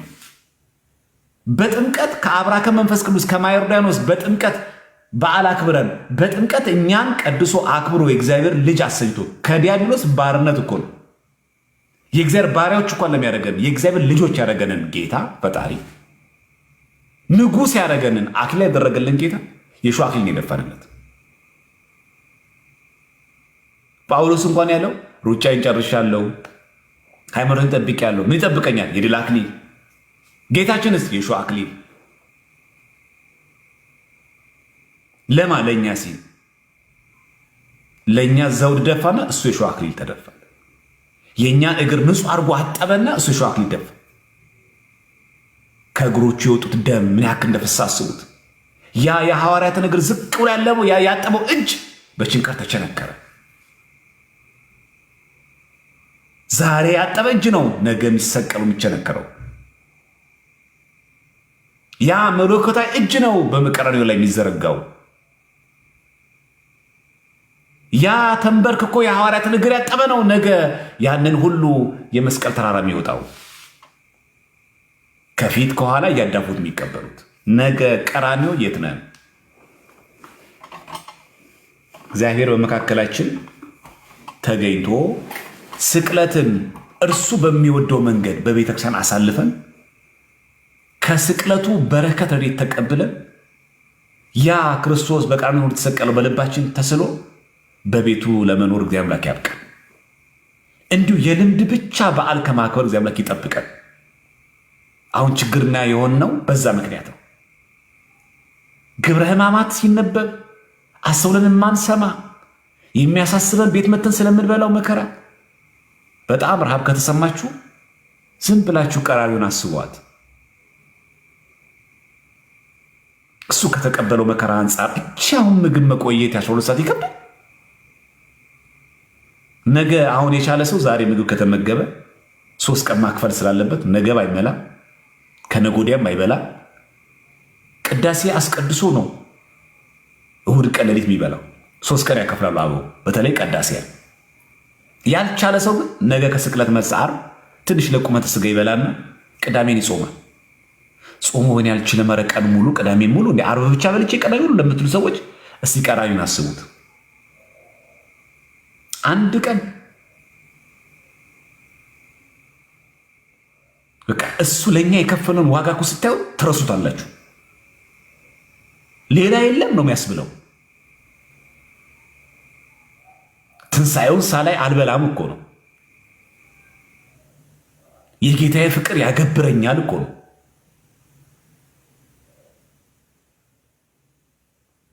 በጣም ነው የሚገርመው። እና እቺ ቀን ዛሬ ሚስጥር ቀን ናት። ስጋው ደሙን የተቀበሉ ሰዎች በእውነቱ በጣም እድለኛ ናቸው። እቺ ቀን የአዲስ ኪዳን ሐሙስ ናት።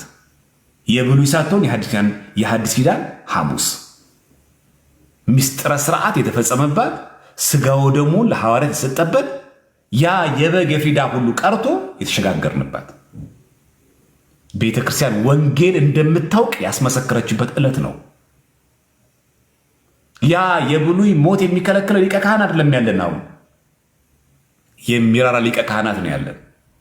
ኃጢአት ስንሰራ ስንበድል ንስሐ ገብተን ስጋው ደግሞ ስንቀበል ይቅር የሚል ሊቀ ካህናት አለን፣ ኢየሱስ ክርስቶስ። ብል ነቀዝ የማያበላሸው ኃጢአት ሰርተን እንኳን ልጆቼ የሚል ወደ ኋላ ስንጎተትበት ወደ ፊት ለፊት የሚስበን፣ በኃጢአታችን ስቅስቅልን ስናለቅስ እንደ ማርያም መግደላዊት አይዞሽ ልጄ ኃጢአት ሰሪውን ይሻል የሚል፣ በቀና ቀና በይ አይደለም የሚለው፣ ተናገሪስ እንዳለ የሰራሽውን ስራ አይደለም የሚለው፣ አይዞሽ የሚል፣ አትፍሪ እምነትሽ አድኖሻል። አይቴ ነበርኪ ምን ተገበርኪ አላላትም። የት ነበርሽ ምንድን ያደረግሽው አላላትም። አልጠየቃትም። ስቅስቅልን ስናለቅስ ስናነባ እግቤቱ ስንወድቅ ስሬትን ይሰጠናል እሱ። ለዚህ ነው እኮ ሮብ የእንባ ቀን የተባለችው። አምባ የቅድስና መገለጫ ነው። ነገራችን መጽሐፈ መነኮሳት ላይ አለ። የሐዋርያትን እግር ዝቅ ብሎ ማጠቡ ትህትና ነው የሚያሳየን። ትህትና አስፈላጊ ነው ክርስቲያኖች። መጽሐፈ መነኮሳት ፊልክስዩስ ላይ ይችን ቀን ሕጽበተ ፋሲካ ትትሜሰል ይላል፣ በሚስጥረ ትህትና ፍጽምት ይላል። ሕጽበተ ፋሲካ ማለት ልክ አሁን ዛሬ ሐሙስ ማታ የሐዋርያትን እግር አጥቦ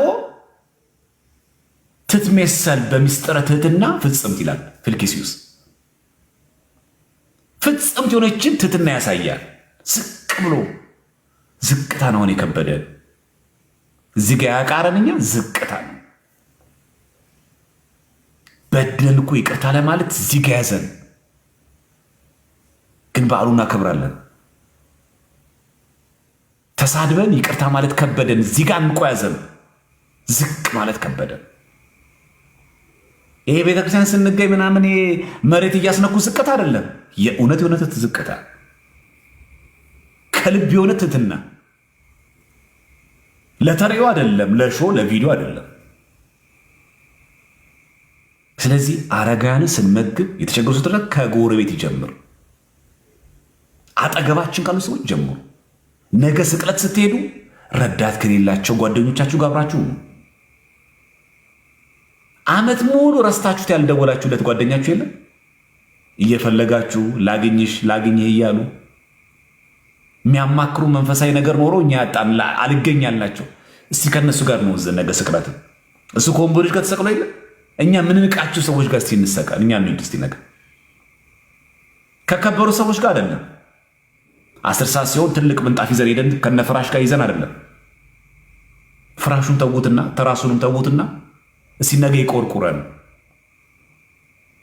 በሰው ዘንድ ከተጠሉት፣ ረዳት ከሌላቸው፣ መካሪ ካጡት፣ ሰው ከራባችሁ ሰዎች ጋር ነገ ስቅለትን አብረናቸው ነው። ያ ነው በዓል ማክበር፣ ያ ነው ፋሲካ፣ ያ ነው እግዚአብሔር የሚወደው በዓል አከባበር። እንዲህ ማድረግ ከቻልን ነው እውነተኛ ኦርቶዶክሳዊ ሕይወት ከውስጣችን ላይ የሚዋሃደው። እና እግዚአብሔር ከፈቀደልን ጤና ከሰጠን ለፋሲካም ለዳግማይ ትንሣኤም እንደዚህ የምንረዳቸው በዓላት አብረን ማሳለፍ የሚገባቸው ሰዎች አሉና ማገዝ የምትፈልጉ አቅም ያላችሁ መርዳት የምትፈልጉ ሰዎች ካላችሁ በኢንቦክስ ላይ ያናግሩን። እኛ ሰብሰብ አድርገን እንርዳቸው። በተደጋጋሚ ጊዜ እንደምለው እኔ በጣም የሚያሳስበኝ ቤተክርስቲያን ደጅ ላይ ከወደቁት ይልቅ በተለያየ ቦታ ላይ ካሉት ሰዎች ይልቅ በአጠገባችን ያሉት ሰዎች ይጀምራል። ዮሐንስ አፈወርቅ እንዳለው አጠገብ ላይ ያለውን ሰው ትተህ መቅደስ ላይ ክርስቶስን አታገኘውም። የኔ ቢጤውን ዘግተህ አታገኘውም። እዚህ ያለው ከኔ ጋር ያለውን ጎረቤቴን ሳላስበው ሳልጎበኘው መቅደስ ውስጥ ማገኘው መድኃኒዓለም ኢየሱስ ክርስቶስ የለም። የሚጀምረው ከራሴ። ከዛ ጀምሩ ክርስቲያኖች፣ መለስ ብላችሁ እዩ። 3 ኪሎ ስትገዙ 1 ኪሎ ነስቷቸው፣ ከዘይታችሁ አካፍሏቸው፣ ከዶሮ አካፍሏቸው፣ ከእንጀራ አካፍሏቸው፣ ከምግብ አካፍሏቸው፣ ከስጋው አካፍሏቸው፣ ይብሉ። በዚህ ወጥቶ በዚህ የሚወጣ ምን ያደርጋል? ሳምንት እኮ አይቆይም። የበዓል ቀን ምግብ በሽታ ነው። ብዙዎቻችን በምን የምናሳልፈው ይቀር የለ እንደፈዋለን እኮ መጨረሻ ላይ ይደፋል፣ ይጣላል እኮ። እንኳን ሰው እንስሳት እንኳን ስጋ እኮ ይጠግባሉ። ከዛም ከዚህ የሚወረወር ብዙ ስጋ አለ፣ ብዙ አጥንት አለ። በተሰጠን ነገር አንጸድቅበትም። አንተን እኮ እግዚአብሔር አምላክ 2 ዶሮ እኮ እንድትገዛ የሚያስችል እኮ ሀብት የሰጠህ እኮ አንዱ እንድታካፍልለት እኮ ነው። አንተ ጎበዝ ነህ፣ ባላደራ ነህ እያለ እኮ ነው እግዚአብሔር አምላክ። አንተ ገንዘብ አታባክንም። ለአንተ ሀብት ቢሰጥህ ከራስ አልፈ ሰው ትረዳበታለህ ብሎ እኮ ነው። አንተ ግን ውጠዝም የሚሰጠው እኮ እግዚአብሔር አምላክ ታካፍልልኛለህ፣ ባላደራን አደራህን ነው። ለገሌና ለገሌና ስለዚህ ለጠቃላው ግን ላንተ ሰጥቻለሁ እያለ እግዚአብሔር አምላክ። የሚበቃህን ውሰድና ሌላውን ግን አካፍል። የምታካፍለው ከራስ ጀምር፣ ከጓደኞች ጀምር። እና መቸገር ሲባል ኢኮኖሚ ብቻ ማለት አይደለም። በዓልን ከተጨነቁት ጋር ስንት እኮ ሰው የተራበ ሰው አለ እናንተ። ስንት እኮ ዲፕሬሽን ውስጥ የገባ ሰው እኮ አለ። አንተዋወቅም። ይሄንን እገሌ ጣሽ ሆነ እኮ እያል የምንሳለቀባቸው ሰዎች የሉም። አንተዋወቅም። እነሱ ሰላም ለማለት እንኳን የምንጠየፍ ሰዎች የለንም። ይሄን አናውቅም። ተሳቀው እኛን ሰላም ለማለት ሲሞክሩ እኛ ፊታችን እያዞርን ባላየ እያለፍን ቤተ መቅደስ ገብተው አሁን ያንተ ስግደት እግዚአብሔር አምላክ ይሰማዋል።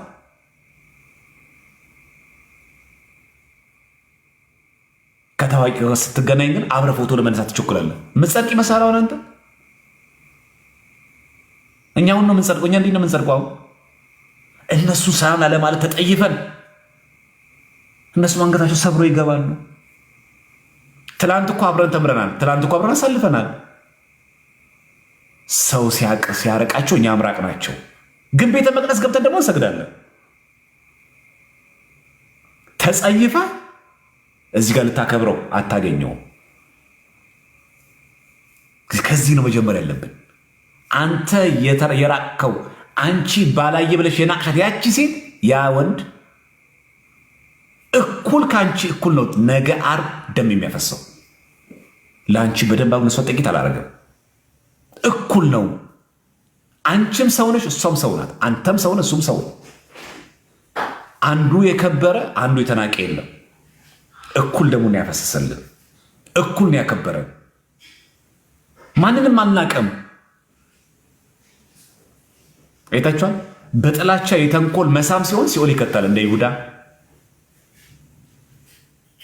በትትና የሆነ ደግሞ መውጋት ደግሞ ሲሆን ደግሞ ልክ እንደ በጦር የወጋ የለም። ምን ነበረ? አንድ አይና እኮ ነበር። አንድ አይና ነበረው። ያ እውር አይኑ ደሙ ሲፈናጠርበት ሌንጌኖስ ምን ሆነ? አይኑ በራ። ግን በምንድን ነው የወጋው? ለትብብሩ ነው በጦር የወጋው። ፈርቶ እኮ ነው የወጋው። አልተባበርክም፣ በስቅለቱ ጊዜ ከኛ ጋር አልነበርክም፣ አብረህ አልተሰቀልክም እንዳይባል። ደቦ ፍርድ ከባድ ነው። መንጋነት በጣም ከባድ ነው። ለድህነት ግን ሁለት በሰማዕትነት ያረፈው በነገራችን ላይ በጦር የወጋው በሰማዕትነት ያረፈው ልቡን ያውቀዋል እግዚአብሔር። ሌንጌኒዮስ ያረፈው በሰማዕትነት ነው። ስንክሳር ተመልከቱ። ከአይሁድ ጋር ለመተባበር ብሎ ነው። የልቡን ንጽሕና እግዚአብሔር አምላክ ያውቀዋል። ያቺ አንድ አይናው የነብር ሌንጌኖስ በጦር ሲወጋው የደሙ ፍንጣሪ ሲነካው አይኑ በራለት። የዛኑ ጊዜ ክርስቶስ አምላክ ነው ብሎ መስክሮ በሰማዕትነት ነው ያረፈው። የማስመሰል ሰላምታ ያለው ይሁዳ ግን ታንቆ ነው የሞተው። ዛሬ ቤተክርስቲያን የሚወጉ ሰዎች እግዚአብሔር አምላክ በድንቅ አጣሪ ሊጠራቸው ይችላል። በሚገርም ጥሪ ሊጠራቸው ይችላል። የሚገርሙ ሰማዕታት ሊያደርጋቸውም ይችላል። የውሸት ምንሳለመውን እኛ ግን ወየውልን። የውሸት ቤተ መቅደሱ ምን ስመው ለእኛ ግን ወየውልን። ክፋት ተንኮል ይዞብን በዓሉ በፍቅር ሊከበር ይገባል። ለዛ ነው ዛሬ ነገ ዓርብ ስለሆነ ዓርብ ቀን ከስቅለት መልስ ከምዘበዝባችሁ ነው ዛሬ ብናገርሻል ብዬ ነው ሐሙስ ቀን የገባሁትና ሐሙስ ቀን ይህንን ፍቅር ስናስብ ነገ ዓርብን በፍጹም ፍቅር በትህትና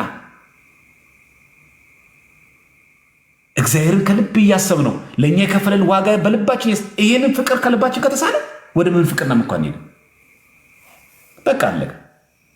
ይህ ምሰል ካላረከው ድሮ እኮ ኦርቶዶክስ ነበርኩኝ መሪጌታ እኮ ነበርኩኝ ስቅለት እኮ ይዛት ነበር ምንገባው አቤት የዛን ጊዜ ነበረው ስግደት ከነገሌ ጋር ነበር የምንሰግደው አናርፍም እኮ ነበር ብሎ ወሬ አይሆንብህም። ሚስጥሩ ሲገባ ይሳልብሃል። ነበርኩ አትልም ነኝ ነው የምትለው። መከራው ሲሳልብህ ስቅለቱ ሲሳልብህ ልክ እንደ ገላትያ ሰዎች እንደተወቀሱት እንዳትወቀስ። እናንተ ገላትያ ሰዎች አለ ክርስቶስ በልባቸው ስሎ የነበረው ማን ነው አዚም ያደረገባችሁ እንዳለ ፍቅሩ በልባችን ሊሳል ይገባል። ስለዚህ በረከቱን ልናገኘው ይገባል። በቃ ስቅለት ዓርብ ነው ብሎ ብቻ ሁሌ እንደማሰብ ሰው ምን እያሰብኩ ነው? ስቅለትን መከራውን እያሰብኩለት ነው። ስቅስቅ ብላችሁ እስቲ አስቡት። ኃጢአት በሰራን ቁጥር እየቸነከር ነው እንደሆነ እስቲ አስቡት። ከዛ ኃጢአት መስራት ታቆማለህ። ችንካር እያስገባህበት እኮ ነው። ደሙን እያደማኸው ነው። እነሱ የዛሬ 2000 ዓመት ምናምን አድምተውታል። ዛሬ ደግሞ አንተ በኃጢአት እያደማኸው ነው። በሞተልን ክፍያ እኮ የለውም። ዛሬ በነፃ እኮ ነው ስጋው ደግሞ ምንም እኮ አልጠየቀህም። ሁለት ፍቅር ነው የጠየቀህ እኮ አምላክ እግዚአብሔርን በፍጹም ልብ በፍጹም ሐሳብ ውደደው። ሁለተኛስ ባልንጀራ እንደራስ አድርገህ ውደድ። በቃ አለቀ። ሕግ ሁሉ በእነዚህ ይፈጸማል፣ በፍቅረ እግዚአብሔርና በፍቅረ ቢጽ። ቢጽ ማለት ባልንጀራ ማለት ነው። ትእዛዛት ሁሉ በዚህ ይፈጸማሉ፣ በፍቅረ እግዚአብሔርና በፍቅረ ቢጽ።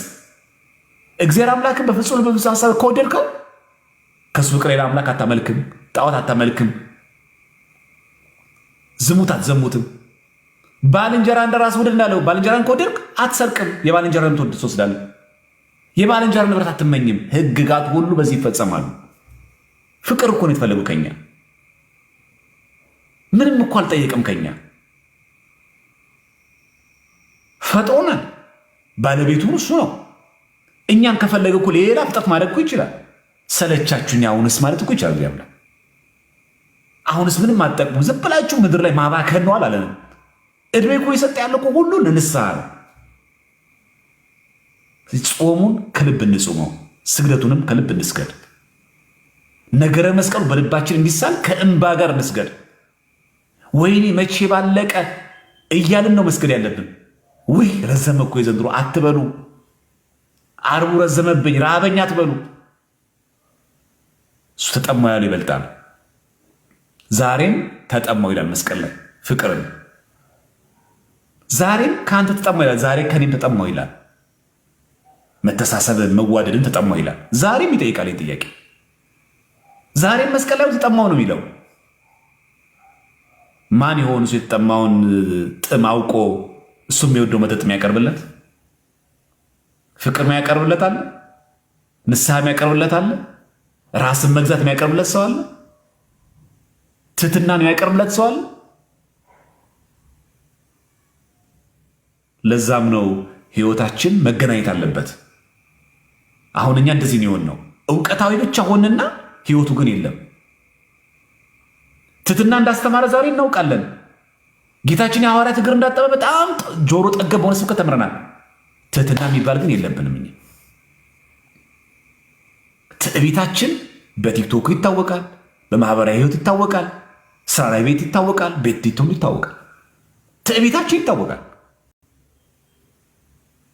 ጌታችን እኮ ሲሰድቡት እኮ መልሶ አልተሳደበም፣ ስብከት ነው እሱ። አንተ ህይወት ላይ ግን እችን ያክል ታገሳት ነው። ሙልጭ ያልክ ተሳዳቢ ነህ አይታ። ግን እሱም ለተሰብካለህ። ግን እሱ ሲሰድቡት መልሶ አልተሳደበም፣ መልሶ ክፉ ቃል አልተናገረም፣ አልዛተም። መከራም ሲቀበል አልዛተም ነው ያለው። እኛ ግን ዛሬ እንዝታለን። እኛ ግን ዛሬ መከራ መቀበል አንወድም። እኛ ይሰድቡን እንሳደባለን። ያንን ስብከት ተግባራዊ እናድርገዋ። አንተም አትሳደባ መልሰ ሰድበውታል አለ መልሶ ግን አትሳደብ። አንተም እንዲሁ አድርግ። ያ ሁሉ መከራ መስቀል ሲቀበል ዝም አላለም፣ አንተም ዝም በል። ክርስትናውን በተግባር አውሎ ቀራንዮ ላይ መገኘት ያስፈልጋል። ነገር የተገኘንባት መቅደስ በሙሉ ቀራንዮ ናት። ዛሬ ነገ ቀራንዮ ውስጥ እንገኝ። እስቲ ተመልከቱት። በዚህ የገባው የሾህ አክሊል በአይኑ ሲወጣ አስቡት። አጥንቱ እስኪታይ ድረስ የተገረፈውን ግርፋት አስቡት። ቀራንዮ ላይ ሆናችሁ ራሱ አስቡት። ከዛ መሳቅ ይቻላል። ቤተ መቅደስ ውስጥ ትቀጥላላችሁ። ከዛ ነገ ከማን ጋር ነው ያሳልፈው ጌታችን? ከሚሳለቁበት ወንበዴዎች ጋር። አንተ እስኪ ከተናቁ ሰዎች ጋር ሲሆን ዛ ነገ ሰዎች ካገለሏቸው ሰዎች ጋር ዋል። እስቲ ነገ አንተ እዚህ ግቡ ከማይባሉ ድሃዎች ጋር ሲነጋ አሳልፍ። ረስተሻቸው የነበር ሰዎች እስቲ ዛሬ አብረን ስቅለት እንሁን እንበላቸው እስቲ። እሱ አላፈረም አይደል? እኛ ለበሰው እናፍራለን። ስንት ሰዎች እንዳደማኑ ቤት ይቁጠረው። እየፈለጉን የናቅናቸው፣ እየጠሩን ዝም ያልናቸው ለሚታወቁ ሰዎችና በጣም ዝነኛ ለሆኑ ሰዎችማ ጠርተን አረኑ ፎቶ እንነሳ እያልን ቤተክርስቲያኑ ስንወጣ መጥፎ ሆኖ አይደለም ይሄ። ምንም ችግር የለውም ከቤተክርስቲያን ልጆች ከፎቶ መነሳት። ቅድም እኮ ግን ሰላም ስትልሽ እኮ ባልሰማ እኮ አልፈሻታል። እሷንስ ቅድም እኮ አንተን ሰላም ማለት እኮ እየመጣ ፊትን እኮ አዙረህ እኮ ሄደሃል። እሱንስ ይህን ማስበግበው። ክርስትና ማለት እውነት ነው። ክርስትና ማለት ህይወት ነው።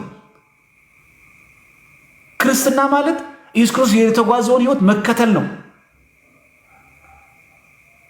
ፍለጋውን ትከተሉ ዘንድ ምሳሌ ትቶላችሁ ይላል የሚለው ፍለጋውን መከተል አለብን። መኖር ነው ያለብን። ክርስትና ታይታይ አይደለም። ክርስትና ሾው አይደለም። ፎቶ አይደለም። ክርስትና ፕሮፋይል አይደለም። ክርስትና ወሬ አይደለም። ቁጭ ብሎ ክርስትና ይሄ ማሰብ አለብን። ነገ ላይቭ አትግቡ። በቃ ከተገባ ማታ ይገባ። ቀራንዮ እንሂድ። ነገ ሁላችንም ቤተ መቅደስ እንሂድ። በውጭ ሀገር ያላችሁ በስራ ምክንያት ማትሄዱ ሰዎች አላችሁ፣ እግዚአብሔር የሚያውቀው። ግን አቅም ኖሯችሁ ጊዜ ኖሯችሁ ያለ ሰዎች ቤተ መቅደስ ሂዱ። እስቲ ቀራንዮ ነገ እንሂድ። ነገ እኮ ቀራንዮ ነው የምንገናኘው። እስቲ መስቀሉን ሲናስብለት እስቲ ሰባቱን የተናገራቸው እሱ ቃላትን ውስጥ ልናስባቸው። እሱ የተናገራቸው ነገር በልባችን እንሳለው። ከዛ ለይቅርታ የደነደኑ ልባችን እስቲ እንፈትሸው። እንዴ እኛ እኮ ዛሬ ይቅር በሉ ስንባል እኮ ለያዥ ለገናዥ ነው የምናስቸግረው። ለያዝ ለገናዥ እንደዚህ ብላኝ እንደዚህ ብሎኝ እንዴት ይቅር ምለው ብለን ያው እኮ በሃይማኖት ጉዳይ እኮ አይደለም። እኛ እኮ ነው ብለዘው እንዲህ ለተጣለ ለተቆራረፉናት እኮ ነው። ደውለ ሃይማኖት ብሎ እንኳን እንዳይባል አይ ለክርስቲያናው ብሎ ነው ብሎ እኮ እንዳይባል የይቅርታ ልብ በሌለበት ቀራንዮ ሰው መገኘት የለበትም። እኔ ቆሻሻ ነኝ እኔ አያተኛም ብለህ አትቅር። ሂድ ቀራንዮ አለ እኮ ጥጦስ። ሀገር ምድሩ ያወቀው አለ እኮ ጥጦስ አለ በቀኙ ተሰቅሎ። ነገ ቀራንዮ ማንም ሰው እንዳይቀር። የሚሳለቁበትም ነበሩ አይደል? ጸጥ እያንዳንድሽን ከመስቀል ስወርድ ከ3 ቀን በኋላ እንገናኛለን አለ። አልዛተም። አይ ሰው እኔ እኮ ነኝ የፈጠርኳችሁ። እስቲ ሰማይ ተናገሪ፣ እስቲ ፀሐይ ተናገር ለምን እንደጨለምክ፣ እስቲ ጨረቃ ለምን እንደመሰልክ ተናገር፣ እስቲ ኮከቦች ለምን እንደረገፋችሁ ከዋክብት መስክሩ አላለም። ዝም አስባችሁት? ስልጣንኛ ቢኖረን ኖሮ ተሰቅለን ፀሐይን ተናገሪ ማለት ስልጣን ቢኖረን ኖሮ ጨረቃ ደብለብ እንደሆነች ተናገሪ ብልና ጨረቃን ማናገር ብንችል ኖሮ ምን እንደምናደርግ አስባችሁት? አዲስ አበባ የተከሰተው መሬት መንቀጥቀጥ አለ አይደል? እዛው ባሉበት እንደዚህ አድርጎ መሬት አንቀጥቅጦ መሬት ተከፍታ አይወጥም? እንደ ዳታን እንደ አቤሮ ትዕግስቱ አይገርምም? ትዕግስቱ ዳታንና አቤሮን እኮ መሬት ሰንጥቃ ውጣችኋለች። ትዕግስቱ ዝም ጭራሽ ተሳለቁ እንጂ ዝም ሲል እሱ ኤልያስ መጥቶ ያድነው እንደሆነ እናያለን እኮ አሉ። ጭራሽ የኤልያስን ፈጣሪ የኤልያስን አምላክ ኤልያስ መጥቶ ያድነው እንደሆነ እናያለን ብሎ የተሳለቁት ዝም። ታገስ አንተ በቃ ትዕግስትን ልመድ ክርስቲያኖች። ስራ ቦታ፣ በትዳርም በላጤነትም ቤትም ቦታ ታክሲ ውስጥም ማህበራዊቱ ትዕግስትን ልመድ። እኛ ክርስቲያኖች አይደለም እንዴ? ቀራንዮ ነገ እንገናኝ። ትንሣኤውን ለማብሰር ቀራንዮ መገኘት ያስፈልጋል። ቀራንዮ ቤተክርስቲያን ናት። ለዛ እኮ ነው ቤተክርስቲያን ጉላታ ሁሉ ጊዜ መስቀል የሚደረገው። የትኛውም ቤተክርስቲያን የመድኃኔዓለም ቤተክርስቲያን የሚሆን የሥላሴ ቤተክርስቲያን የሚሆን የቅድስት አርሴማ የሚሆን የሰማዕታት ቤተክርስቲያን የሚሆን የቅዱሳን መላእክት ቤተክርስቲያን የሚሆን ቤተክርስቲያን ጉላታ ሁሉ ምን ይገኛል? መስቀል። ጉላት የምን ምሳሌ ነው? የቀራንዮ እንጂ የቅድስት አርሴማ ቤተክርስቲያን ነው ተብሎ ጉላቱ ላይ ቅድስት አርሴማ ስላለ የሚደረገው፣ ጉላቱ ላይ ቅዱስ ሚካኤል ስላለ ነው የሚደረገው። የሚደረገው መስቀል ነው። ቀራንዮ ምሳሌ ነው። ጉብታው የሚያሳየው ቀራንዮ ነው። ሁሌ ቤተክርስቲያን ስናያት መስቀል እናያለን። ቀራንዮን የአንድ ቀን ዓርብ ስራ ብቻ አይደለም፣ የዕድሜ ዘላለማችን ሁሉ ነው። ቤተክርስቲያን ጉላት ላይ መስቀል ስናይ ቀራንዮን ነው የምናስበው። ቀራንዮ ሁሌ በልባችን አለ። ለዚህ ከሆነ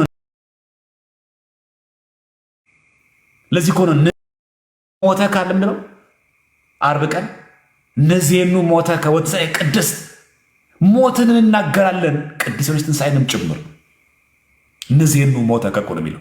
ሞትን እንናገረዋለን፣ አናፍርበትም። አምላካችን ፈጣሪያችን። አዎ ስለኛ ስትል በስጋ ግን ሞተሃል። በስጋ ወደ መቃብር ወርደሃል። መለኮት ከስጋም ሳይለይ ከነፍስም ሳይለይ በአካለ ስጋ ወደ መቃብር በአካለ ነፍስ ወደ ሲኦል ወርደሃል እኛን ለማዳን። ቀራንዮ ነው የምናየው። ስለዚህ ሴት ለዛ እኮ መስቀል የሚደረገው ነገ ቀራንዮ ማንም ሰው እንዳይቀር። ቀራንዮ ስንሄድ ክርስቶስ ተሰቅሎ እናገኛለን። ድንግል ማርያም ከመስቀሉ ስር እናገኛለን። ጌታን ይወዱ የነበረው ፍቁረ እግዚእ ዮሐንስ ወንጌል እናገኛለን። ቀራንዮ ላይ እነሱ ይገኛሉ። እነኋት እናትህ እነሆ ልጅሽ ተብሎ የሚሰጥበት ቀራንዮ ላይ ነው። ድንግል ማርያም የምትገኘው ቀራንዮ ክርስቶስ ስታገኘው ድንግል ማርያምን ከመስቀሉ ስር ታገኛታለን። እሱን ፈልገ ካንተ አልለይም ብለህ ልክ እንደ ዮሐንስ ወንጌላዊ አብረህ ስታለቅስ መጽናኛ የሆነች የመማፀኛ ከተማ የተባለች ድንግል ማርያምን ታገኛታለን። እነሆ ልጅሽ ይላታል ዮሐንስ ወንጌላዊ። እነኋት እናትህ። አይታችኋል? የደረሰብኝ እንኳን ያላቸው ለእሱ ያላቸውን ፍቅር እስከ ቀራንዮ ሲገልጹለት እመቤታችን ድንግል ማርያምና ዮሐንስ ወንጌላዊ። አያችሁት መከራውን ግን አይታችኋል? እናቴ ስቅለቱን አየሽልኝ? ስጋ እንዴት ሆነ አየሹ? አየሹ የኔና አካል አየሹ እግሬን አየሹ እጄን አላላትም። እነሆ ልጅሽ አላት።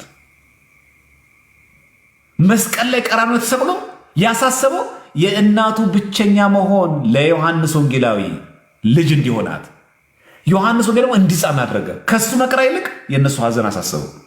አይገርም? የኛ ጌታ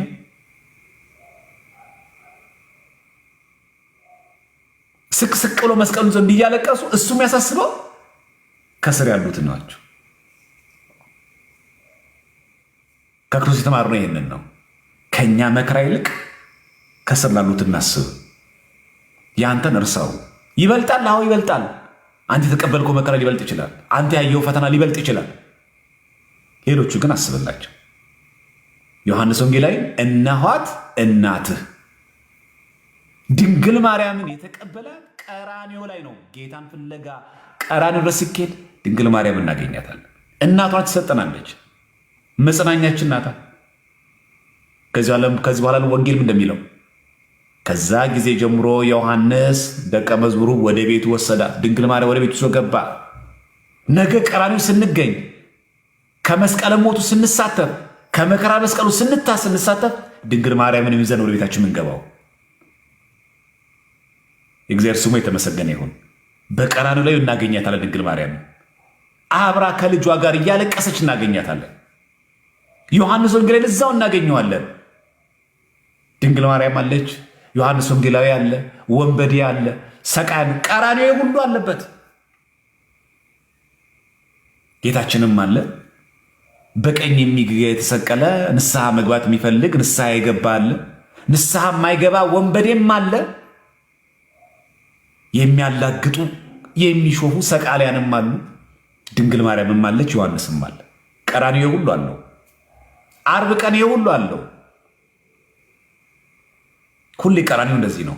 እውነት የሆነ ኢየሱስ ክርስቶስም አለበት፣ ተነሳሂም አለበት። ጥጦስ ንስሐ የማይገባ ደንዳና ያ ሁሉ መከራ መስቀል እንኳን እያየ ያ ሁሉ ተአምራት እየተመለከተ ንስሐ የማይገባ ደግሞ ዳርክስም አለ፣ በግራ የተሰቀለ። የሚዘባበቱና የሚያሾፉ ደግሞ አሉ፣ አይሁድ። ድንግል ማርያምም አለች፣ ወንጌላ ዮሐንስም አለ። ድንግል ማርያም የተሰጠችው ግን ለወንጌላ ዮሐንስ ነው። ድንግልን ለድንግል ነው የሰጠው። ድንግል ማርያምን የሚፈልግ ሰው ድንግል የሆነ ሃይማኖት ያስፈልገዋል። ወደ ጥርጥር ወደ ኑፋቄ ያልሄደ በኦርቶዶክሳዊ እምነቱ የጸና ንጹሕ ኦርቶዶክሳዊ የሆነ ሰው ድንግል ዮሐንስን ድንግል ወደ ሰጠ ድንግል ማርያም የሰጠችው እናት የሆነችው ለንጹሕ ነው የሚሰጠው። ድንግል ማርያምን እንፈልግ ከሆነ የሃይማኖት ንጽሕና ያስፈልገናል። ጥርጥር የሌለባት ሃይማኖታቸው አባቶቻችን ታስፈልጋለች። ይችን ከያዝናት ድንግል ማርያምን እናገኛታለን። ወደ ቤታችን ትገባለች። ድንግል ማርያም ወደ ቤታችን ገባች፣ ያነሰው ይበዛል፣ የጎደሉ ደግሞ ይሞላል። ነገ ቀራንዮ ሄደን ይሄ ሁሉ እናገኛለን። ከመከራው ተሳትፈን መከራ መስቀሉን አስበን ለእኛ የከፈለውን መከራ ሁሉ ተቀብለን ጥብጣቤ ተደርጎልን ከመከራው መስቀሉ ከጅራፉ ተካፍለን ድንግል ማርያምን ይዘው ቤታችን እንገባለን። የነገ ሰው ብለን እግዚአብሔር አምላክ ነገ ማንም ሰው እንዳይቀር ቀራንዮ። ከዚህ ቀራንዮ የቀረሰው ትንሣኤውን አያውቀው። የት ተቀበለ ብለህ ነው ሄደ ትንሣኤ የምታከብረው? ቤተክርስቲያን ነጭ ለብሰ ብቻ እንድትመጣላት አይደል የምትፈልገው? የፋሲካ ቀን ነገ ምን አላት? ይሄ ፍቅር ሲገባ ከሃይማኖት አትወጣም። ይሄ ፍቅር ሲገባ አትዘሙትም። ይሄ ፍቅር ሲገባ ወንድምን አትጠላው። ይሄ ፍቅር ሲገባ ዘረኝነት ከውስጥ ይወጣል። ይሄ ፍቅር ሲገባ አላገለገልኩም ትላለህ። ይሄ ፍቅር ሲገባ መናፍቃን ጋር እኮ ነው ጌታ የሚሰበከው አትልም። ይገባሃላ። ቤተክርስቲያን በንባብ ታሰማሃለች፣ ግብረ ሕማማትን በተግባር ታሳያሃለች፣ ትሰብካሃለች። ነገ ዓርብ እኮ ነገ እኮ ግብረ ሕማማት እየተነበበ ስግደት የተሰገደ ክራይ ላይ ሰው መሀል ላይ እኮ ስብከት ይሰበካል። እንዲገባን እኮ ነው። ስቅለቱ እንዲገባን እኮ ነው። ጽፋ በዜማ አድርሳ በተግባር አሰግዳ ስግደትን አሳይታ ጥብጣቤን አድርጋ ኦ ሞተ ዘጥዕመ ሞተ በስጋ እያለች መቀበሩን ደግሞ 3 ካህናት አምኒስቲቲ ሙኪሪያ አንቲፋሲሊያሱ እያሉ ተዘከረነ እግዚኦ ውስተ መንግሥትከ እያሉ ጌታ ክርስቶስ መሰቀሉ መከራ መቀበሉ ማዕጠንት ወደ ላይ ቤተ መቅደስ ጫፍ ላይ ሰቅላ ካህናት በጧፍ እየጎተቱ ለእኛ ሲል መጎተቱን በጅራፍ እያሳየች እችን ቤተክርስቲያን ካየ መናፍቃን ጋር ነው ጌታ ያለው አትልም። እኛ ቤት ክርስቶስ ሲሰበክ ይከፋችኋል አትልም። ይገባህ ነበረ። ዛሬ የካህናት ልብሰ ተክህኖ እንኳን ጥቁር ነው። ለእኛ ተብሎ ስለተቀበለው መከራ የሚያሳየው ቤተ መቅደስ ይዘጋል። መስቀሉ ወደ ውጭ ይወጣል። ጽዋ ሁሉ ወደ ውጭ ይወጣል። ጻሕሉ ሁሉ ወደ ውጭ ይወጣል። ለእኛ ብሎ የተቀበለው መከራ ለማሳየት ነው። መጨረሻ ላይ እንኳን እግዚኦታ ሲደርስ በአራቱም አቅጣጫ ዮሴፍና ኒቆዲሞስ ለመቅበሩን እሱ ምሳሌ ነው። ይሄ ሁሉ የሚደረገው በእኛ ቤተ ክርስቲያን ላይ ነው። መናፍቃን አድራሽ አታገኙም። ይሄንን እኛ ቤት ነው የምታገኙ። ይሄንን ይሄ ድህነት፣ ይሄ ምስክርነት፣ ይሄ ክርስቶሳዊ የሆነ ትምህርት የሚገኘው ኦርቶዶክሳዊ ተዋሕዶ ቤተክርስቲያን ውስጥ ነው። አላያችሁም? ገበሉ ሲጎተት ቤተክርስቲያን አናት ተሰቅሎ ማዕጠንቱ ካህናት እየጎተቱ ሲሉ ለእኛ ብለን የተጎተትከው እኮ ነው። በገመድ እየጎተቱት እኮ ለዚህ በነገራችን ላይ አንገታችን የምናስረው ክር አንዱ እኮ ይሄን ምክንያቱ ጌታችን የተጎተተበት ገመድ ነው እና ወደዚህ ወደ ፊት ለፊት እያሉ በአፍጢሙ ሲደፋ ወደ ኋላ ያሉት ደግሞ ቀስበል ቶሎ ለመሰቀል ፈልገን ብለን ወደ ኋላ ሲጎቱት ከፊላ ደግሞ ቶሎ ቶሎ በል እያሉ ያን ቀራንዮ አቀብቱን ለእኛ ብሎ መጎት ምሳሌ ነው። ይሄ ለጌጥ አይደለም የምናረገው፣ እንዲያምርብን አይደለም ይሄን የምናረገው። ይሄ ለሸዋር ለሚደረገው ገመዱ የተጎተበት ለዛ ነው ማዕጠት ተሰርጎ መከራ መስቀሉ የምታየው ቤተክርስቲያን። ለዛ ነው ቤተ መቅደስ ተዘግቶ ስነ ስቅለቱ የምናየው። እዚህ ቤተክርስቲያን ውስጥ ሆነ ክርስቶስ ካልገባ አንተ መቼም አይገባም። ነገ ቀራንዮ ሄደ መቅደስ ገብተ ስትሰግድ ይሄ ትምህርት ካልገባ ይሄ ነገር ክርስቶስ ካልሰበክ ይሄንን ትምህርት እያየ ሰው መሪጌታ ነበርኩኝ ዲያቆን እኮ አያሳፍርም? በሆነ ቄስ ነበርኩኝ እኮ ሲያነሱ አያሳስንም? ዲያቆን ነበርኩኝ እኮ መሪጌታ ነበርኩኝ እኮ ስንት ዘመን ቆሜ ስንት ዘመን ቀድሼ ብሎ ሲናገር ይሄንን ሳቅ ከዚህ በልጠ ነገረ ክርስቶስ አለ እንጂ አንተን በወይራ መምታት ምን ይጠቅማል? በላ ነው ቤተክርስቲያን እንድቸብቸብ የምታደርግ እኮ ለአንተ ነው። ከመከራው ተሳተፍ፣ ግድ የለህም። ከተገረፈው ጅራፍ ተሳተፍ። እሱስ በአንዴ ሲገራ አጥንቱ ከስጋው ጋር እየለየ የሚቦጭቅ እኮ ነው። ያ ሚስማር አለው እኮ ጅራፉ 666 ግርፋት ነው። ያ 666 ግርፋት ቅድም እንደነገርኳችሁ ከአርብ ከሰኞ ጀምራችሁ ጠዋት እስከ ነገ አርብ ስግደት መጨረሻ ጊዜ ያለው ስግደት ሲቆጠር 6666 ግርፋት ነው። ከላይሶ መስቀል ነገራችሁ ያንን ከላይሶ ቁጠሩት እንዳለ ከሰኞ ጠዋት ጀምረን ከላይሶ ከተጀመረበት ጀምረን እስከ አርብ ማታ ድረስ ከላይሶ ስትቆጥሩት 6666 ግርፋት ከላይሶ ነው። ያንን የተገረፉ ግርፋት ለማሰብ ነው ከላይሶ የምንሰግደው። እንዳልፋችሁ ከዚህ በረከት ለመሳተፍ ከስግደቱ እንሳተፍ። ነገር 10 ሰዓት ላይ ጅባ ይዛ አትምጣ። ክርስቲያኖች ሞኛቱን ምንጣፍ ይዘህ መጥተህ ነበርኩኝ እኮ ዛሬ ክትኩ ይለያል ለማለት አይደለም የምትሄደው። ውፍረት ለመቀነስ አለ የምንሰግደው፣ ለሼፕ አይደለም የምንሰግደው፣ ለጤንነት ብለን የምንሰግደው። ይሄንን ከመከራ መስቀል ለመሳተፍ ብለን የምንሰግደው፣ ይሄንን ለካሜራ ብለን ለምንሰግደው፣ ይሄንን ስግደት የምንሰግደው ከመከራ መስቀል ለመሳተፍ ነው። ሞቱን ለመምሰል ነው። ትንሣኤውን ለማክበር ሞቱ ምስል ያስፈልጋል። ሞቱ ላይ ያልነበረ ትንሣኤው ላይ ያልነበረ ሰው መከራው መሳተፍ አይችልም። ያንን መካፈል አለበት ቤተክርስቲያን ተገኝቶ። ነገ ቀራንዮ ሁሉም ሰው መገኘት አለበት። ከቀራንዮ መራቅ የለበትም። ከቀራንዮ ያልተገኘ ሰው በትንሣኤው መገኘት አይችልም። ነጫጭ ልብስ የለበሱ መላእክትን አግኝተን ተነስቷል የሚሉን በቀራንዮ ስንገኝ ነው። ቀራንዮ ደግሞ ዓርብ ደግሞ ይሁሉ አለባት። ዛሬ ሀገራችን ዓርብ ላይ ነው ያለችው።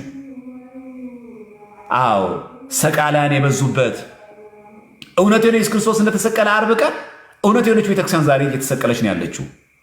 በመናፍቃን ትሰቀላለች፣ በፖለቲከኞች ትሰቀላለች፣ በአክቲቪስቶች ትሰቀላለች፣ በኤሊቶች ትሰቀላለች፣ በጸረ ቤተክርስቲያን ትሰቀላለች፣ በአጻረ ቤተክርስቲያን ትሰቀላለች።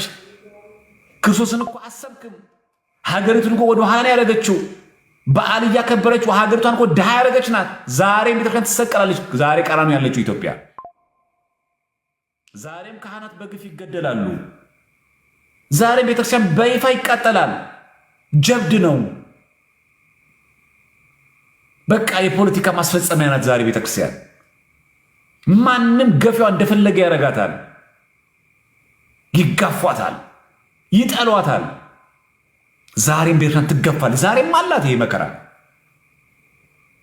እውነት ትጠላለች። ቀራንዮ ኢትዮጵያ ናት። ታያታላችሁ። ይኸው እውነት ተሰቅሎ ለክርስቶስ ሰቃሊያን ቁጭ ብሎ እየዘበቱ ዕጣ የተጣጣሉ ሲሳለቁ፣ እውነት የክርስቶስ ግን ተሰቅለዋል። ዛሬም እውነት የሆነችው ቤተክርስቲያን ዛሬ እንደዚህ መከራ እያየች ነው ያለችው። መስቀል መከራ ነው። ቤተክርስቲያን ዛሬ መከራ ውስጥ ናት። በዘረኞች መከራ ይደርስባታል። በመናፍቃን መከራ ይደርስባታል። በጥቅመኞች መከራ ይደርስባታል። በፖለቲከኞች መከራ ይደርስባታል። ቀራንዮ ላይ እውነተኛ ወዳጅ ማን አለ? ድንግል ማርያም ልጇን መከራውን ለማየት ቀራንዮ ተገኘች። ማን አለ? ሁለተኛ ፍቅሯ ጊዜ ዮሐንስ ወንጌላዊ ቀራንዮ ላይ ተገኙ አሉ። ቀራንዮ ላይ እንገኝ። በመከራ ጊዜ ጌታን መራቅ ሳይሆን፣ በስቅለቱ ጊዜ መሸሽ ሳይሆን እንደ ድንግል ማርያም እንደ ዮሐንስ ወንጌላዊ ቀራንዮ ላይ መገኘት ያስፈልጋል። ቀራንዮ ላይ እንገኝ። ነገር ቤተ መቅደስ ነገር እንገን። ሀገራችን ሰላም እንዲያደርግልን፣ ቤተክርስቲያናችን ሰላም እንዲያደርግልን። ዛሬ ውጊያዋ ብዙ ነው። ከሀገር ውስጥም ከውጭም ከብዙ ጥላቻ ይደረግባታል። ኋላ ቀረኖች ቤተክርስቲያን ናት፣ የጥንቆላ ቤተክርስቲያን ናት የተባለች ሀገሪቷን ወደ ኋላ የጎተተች ናት እያለች ባህላዊ ሃይማኖት ነው እያሉ ትተቻል፣ ትጠላለች። ዛሬም ቤተክርስቲያን ቀራንዮ ነው ያለችው። ማን ይወዳታል? ለሀገር እድገት አትመችም ትባላለች። ኦርቶዶክስን ማጥፋት መፈክር ሆኗል። ቤተክርስቲያን በዚህ ሁሉ መከራ ውስጥ አለች። አንገት ላይ ክር ስታስር እንኳን ትጠላለህ። አትሰለጥንም እንዴት ትባላለህ? አታነብም እንዲህ መጽሐፍ ቅዱስ ይሉሃል። ነገ ቀራንዮ ላይ እንገኝና ማን መጽሐፍ ቅዱስ እንደሚያነብ ላሳያችሁ በሏቸው።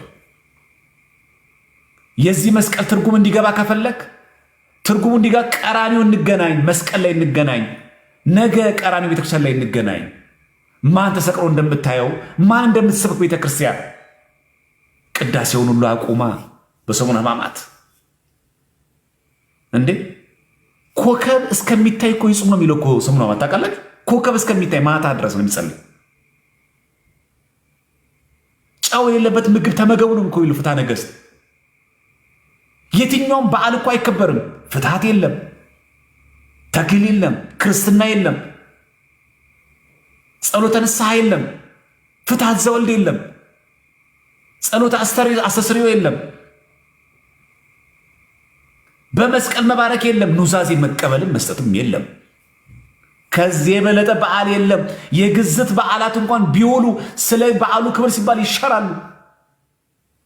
ቤተ ክርስቲያን ክርስቶስን የምትሰብክ መሆኗን በይፋ ያሳየችበት በየትኛውም በዓል የማትገዳደርበት ሕማማት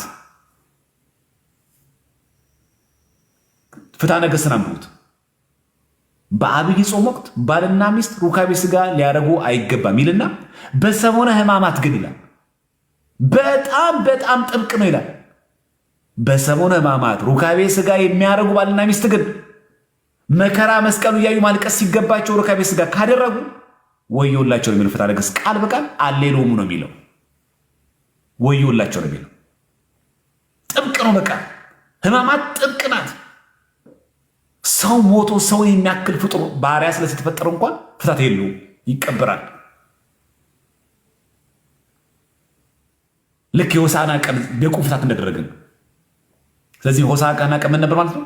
እንደ ሞትን እያሰብን ፍታት የተደረገብን ቀን ነው። መቼ? ሆሳዕና ቀን። በቃ እንደ ሞትን እያሰብን በቃ ሞት ብለን እያሰብን ነው እየተቀበልን። በቃ እኔ በሕይወት የለውም ሞቻለሁ፣ ግን ፍታት የተደረገልኝ ብለን እያሰብን ሆሳዕና ቀን ቆመናል። ቀራንዮ ማንም እንዳይቀር። ከዚህ ቤተክርስቲያን ነገ የቻላችሁ ሰዎች በተቻለ መጠን ቤተክርስቲያን ያውም አርፍዳችሁ ሳይሆን በጠዋት 12 ሰዓት አይደለም እሱ የገባው ዛሬ 3 ሰዓት ከምሽቱ እያዘ ጌታችን 12 ሰዓት ጠዋት ነው ቀያፋ ግቢ ወሰዱት። ሌሊት ሁሉ ሲገፉ ሲያዳፉት ነው። ለዛ ነው አሁን ዛሬ የሚገርማችሁ የምሽቱ 1 ሰዓት ጸሎት አለ እዛ ገብረ ሕማማት ላይ አለ። የምሽቱ 3 ሰዓት ጸሎት አለ። የምሽቱ 6 ሰዓት ጸሎት አለ። እኛ ግን ስለሚደክመን ነው ቤቱ ሄዱ የተባል ነው እንጂ አለ እኮ የሚነበብ እኮ ምንባብ እኮ አለ። የ6 ሰዓት ሌሊት እኮ 6 ሰዓት ምንባብ እኮ አለ። ዛሬ የሌሊት 9 ሰዓት እኮ አለ። ሌሊት 11 ሰዓት እኮ አለ። ስለሚደክማችሁ ሂዱ ቤት ተብለን ነው እንጂ ካህናት እኛ እንደማንችል አውቀው ቤተክርስቲያን እረፉ እያለችን ነው እንጂ ስጋ መቼም አይችልም አቆሙ እንጂ ምንተኛበት ጊዜ መሆኑ አይደለም ይሄ ሰዓት። ስለዚህ ቀራንዮን በቀራንዮ በተመሰለች ቤተክርስቲያን እናሳልፍ። ይደርሳል ምግቡ፣ ይደርሳል መጠጡ። አየነው እኮ በላን፣ ስንት ዘመን በላን እኮ ተወራጨንበት፣ ተራጨን በመጠጡ። ምን ጠቀመን? በሽታን ያተረፍነው ድብድብ አይደል እንዲያተረፍነው? የበዓል ቀን ሰው ተፈንክቷል እንደሚገባው ረክሷል እንደሚገባው ሰው ከጤናውም ሳይሆን ከሰውነቱም ሳይሆን ከሰውም ሳይሆን ከምንም ባዶ ነው ይገባ የለ ብኩን። ከእግዚአብሔርም አይደለንም፣ ከጤናችንም አይደለንም፣ ከጓደኞቻችንም ጋር አይደለንም፣ ከጤናችንም ጋርም አይደለንም። ያልፋል እኮ ይሄ። ገብተን ግን ከሱ ስቅለት መከራ እንቀበል። ለዚህ ነው ዲያቆኑ የጳውሎስ መልእክትን ሲያነብ ጌታችን ኢየሱስ ክርስቶስን የማይወደው ያለው ለዚህ እንግዳ እስከሚሆን ምጽአቱ ድረስ እንግዳ እስከሚሆን ምጽአቱ ድረስ ሐዋርያ ጳውሎስ እንደተናገረ የተለየ ተወገዘው እንዳለው። ስለዚህ ጌታችን ክርስቶስ የምንወደው ከሆነ በቀራንዮ ላይ እንገኝለት።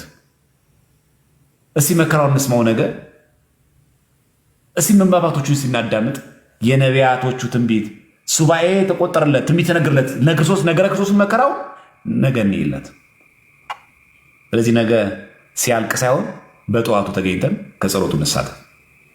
መጨረሻችን ያሳምርልን እግዚአብሔር። የምትችሉ ሰዎች ቃል የምትገቡ ሰዎች ካላችሁ አጠገባችን ያሉ በጎረቤታችን ያሉ ማብላት ያለብን የኔ ቢጤ ያልሆኑ ወደ ውጭ ያልወጡ ነገር ግን በጎረቤት ያሉ መርዳት የሚገባቸው ሰዎች አሉ። እነዛን መርዳት ፈቃደኛ ነው የምትሉ ሰዎች ካላችሁ አሁን ኮመንት ከፍትና ቃል የምትገቡ ሰዎች ካላችሁ ለዳግማይ ትንሣኤ ማድረግ እንችላለን። ለፋሲካውም ከደረሰልን የምትችሉ ሰዎች ዛሬ ወይ ደግሞ ነገ እያስገባችሁ ከዛ ለፋሲካ እንዲሆናቸው ማድረግ ስለሚገባን ካልደረሰልን ደግሞ ለዳግማይ ትንሣኤ ደግሞ እንዲሁ ባለ 50 ስለሆነ እንዲረዱ እንዲያግዙ ማድረግ ስላለብን ማገዝ የምትፈልጉ መርዳት የምትፈልጉ ሰዎች ካላችሁ በጣም በቂ ነው። ቢያንስ 300 ሺህ እንኳን ብንሰበስብ በጣም በቂ ነው። በቃ በጣም 300 ሺህ ቢሰበስብ በጣም በቂ ነው። በቃ አቅም ያላችሁ ሰዎች ካላችሁ ለምሳሌ 50 ሺህ 4-6 ሰው ቢገኝ በቂ ነው። 50 ሺህ ማይችል ሰው ደግሞ 25 ሺህ 10 ሺህ 5 ሺህ የተደረገ ብንሰበስብ 300 ሺህ ቢደረግ ብዙ ሰዎችን ማገዝ መርዳት ይቻላል። እንዲህ ማድረግ ከቻለ ብዙ ሰዎችን ማገዝ ስለሚቻል እንደዚህ ማድረግ የምትችሉ አቅም ያላችሁ መርዳት የምትችሉ ሰዎች ካላችሁ ቃል መግባት ትችላላችሁ። ለፋሲካ የሚችል ሰው ለፋሲካ ነገ አርብ ነው። በሞባይል ባንኪንግ ማስገባት ይቻላል። ባንክ ዝግ ቢሆን ነገ አርብ ከገባ ቅዳሜ ጠዋት ገዝቶ ከሰዓት ማደል ይቻላል። ያው እርዱም ያው እንግዲህ ማታ ስለሆነ ይደርሳል። ነገ ከአርቡ ለቅዳሜ ያማንችል ከሆነ ደግሞ ለዳግማይ ትንሣኤ ደግሞ በሁለት ተከፍሎ ለዚህ ሳምንት የሚችል ለዚህ ያማይችል ሰው ከሆነ ደግሞ ለዳግማይ ትንሣኤ ማድረግ ስለሚችል እዛ ማድረግ ትችላላችሁ።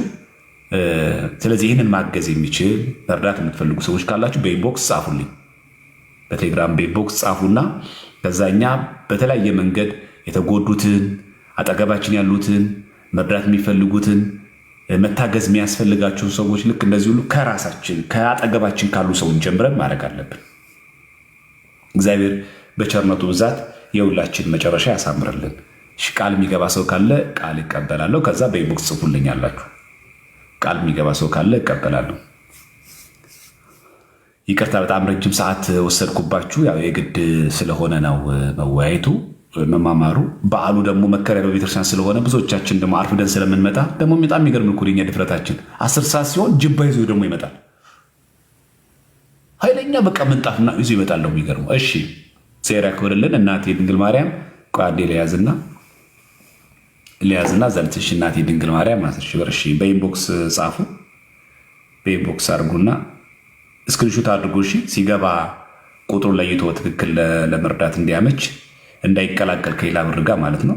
ልክ ስታስገቡ ስክሪንሾቱን ከነስማችሁና ያለበት ማድረግ አለባችሁ ማለት ነው። እንደዛ እንድናደርግ ማለት ነው። እሺ አንዴ ልጻፈው። እሺ እናቴ ድንግል ማርያም የሚለው ድንግል ማርያም እሺ 10 ሺህ እግዚአብሔር ያክብርልን። እሺ ሌላ ካለ ሌላ ሰው ካለ እሺ የሺ ነኝ። እሺ እግዚአብሔር ያክብርልን። የሺ ነኝ። እሺ የሺ ነኝ። የእስጢፋኖስ ነው የሚለው የእስጢፋኖስ ወዳጅ። እሺ የእስጢፋኖስ ወዳጅ 5000 እግዚአብሔር ያክብርልን። እሺ 5000 እንዳትረሱ። በኢንቦክስ ላይ ጻፉ እናንተ ሰዎች።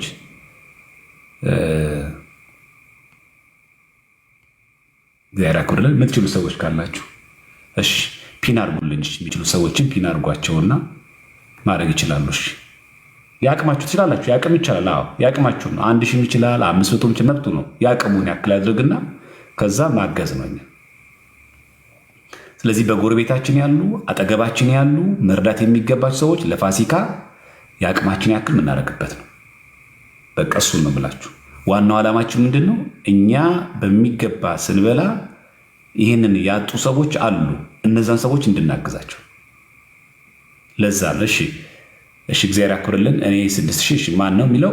አይ ዶንት ኬር። ኦኬ አይ ዶንት ኬር ደስ ይላል። እሺ አይ ዶንት ኬር። እሺ አይ ዶንት ኬር። እሺ ኬር ኢፍ ጋድ አንሰር። እሺ 6000 እግዚአብሔር ያክብርልን። በጣም ጎበዞች። 300 ይሆናል፣ ችግር የለም። ወንድማችን 6000 እግዚአብሔር ያክብርልን። እሺ ሌሎቻችሁ ቶሎ ቶሎ በሉና እንጨርስ። እሺ ሶሌክስ። እሺ ሶሌክስ ሴት ግሪጎሪ ጆርጂያን። ኦኬ ጆርጂያ። ኦኬ እሺ ጆርጅ። እሺ 300 እግዚአብሔር ያክብርልን። እሺ በኢንቦክስ መጻፉን አትርሱ። እሺ ዩዘር ቶሎ ቶሎ እያላችሁ እሺ ዩዘር በኢንቦክስ መጻፍ እንዳትረሱ። በኢንቦክስ ልክ እንደስትጽፉ ኮመንት ስታደርጉ በኢንቦክስ ላይ ጻፉ። እኔ ነኝ ብላችሁ ጻፉ። ከዛ አካውንት ልክላችኋለሁ።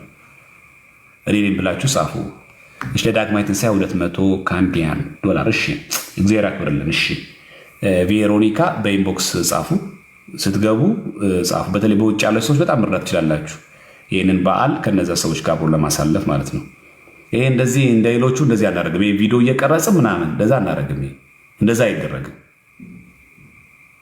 በቃ ይሄ ሲደረግ በልግስና ነው ሲደረግ። ይሄ ቪዲዮ የተቀረጸ ምናምን እንደዛ መለመድ የለበትም። በቃ ይሄ የሰዎችን ሳይኮሎጂካል መጉዳትም አይገባም። በቃ ስለዚህ ሲደረግ መልካም ነገር ማድረግ ነው የሚገባው እንጂ ለሚዲያ ፍጆታ መጠቀም የለብንም። እሺ 200 ካናዲያን ዶላር። እሺ ካናዲያን ዶላር። እሺ በአካባቢ ኢንቦክስ አድርጊልኝ። ቬራካ ነው። እሺ ቬሮና። ኦኬ ቬሮ ነው። ኦኬ ይቅርታ ቬሮ ራካ። እሺ 1622 የሚለው እሺ 1621 የሚለው እሺ 200 ካናዲያን ዶላር ነው። እግዚአብሔር ያክብርልን። እሺ ለዳግማዊ ትንሣኤ ነው። እሺ እግዚአብሔር ያክብርልን።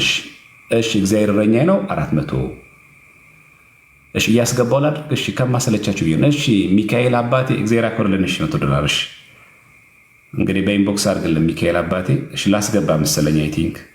እሺ እየገባችሁ ኢንቦክስ እንትን ላኩና ሪኩዌስት ላኩና ላስገባችሁ። እሺ ሚካኤል አባቴ። እሺ ልጻፈውና ምትሉ ሰዎች ኢንቫይት እንትን ላኩ፣ ሪኩዌስት ላኩ፣ ያስገባችሁ። እሺ ድርሻ የሚካኤል ነኝ። እግዚአብሔር ያክብርልን። 200 እግዚአብሔር በቂ ነው። እሺ ሚካኤል። እሺ ምትሉ ሰዎች ካላችሁ ግቡ፣ ችግር የለም። ሚካኤል አባቴ $100 እግዚአብሔር ያክብርልን። እሺ ኢንቦክስ አድርጉ እንዳትረሱ ይሄንን። እሺ በውስጥ ጽፋል። እሺ እግዚአብሔር ያክብርልን። እሺ ምትሉ ሰዎች ካላችሁ እሺ እግዚአብሔር ያክብርልን። ቢሮ ራካ። እሺ ልክላችኋለሁ በውስጥ። እሺ ሌሎቻችሁ ካላችሁ እሺ ለሁሉም ጊዜ ያለው እግዚአብሔር ያክብርልን። 12000 እግዚአብሔር ያክብርልን። እሺ ለሁሉም ጊዜ ያለው በኢንቦክስ አድርጉ እንዳትረሱ። ኢንቦክስ ጻፉ አካውንት እንድልክላችሁ ማለት ነው። እንዳትረሱ ለሁሉም። ይህ የምጽፈው ለምንድን ነው? በኋላ እነማን እንደሆኑ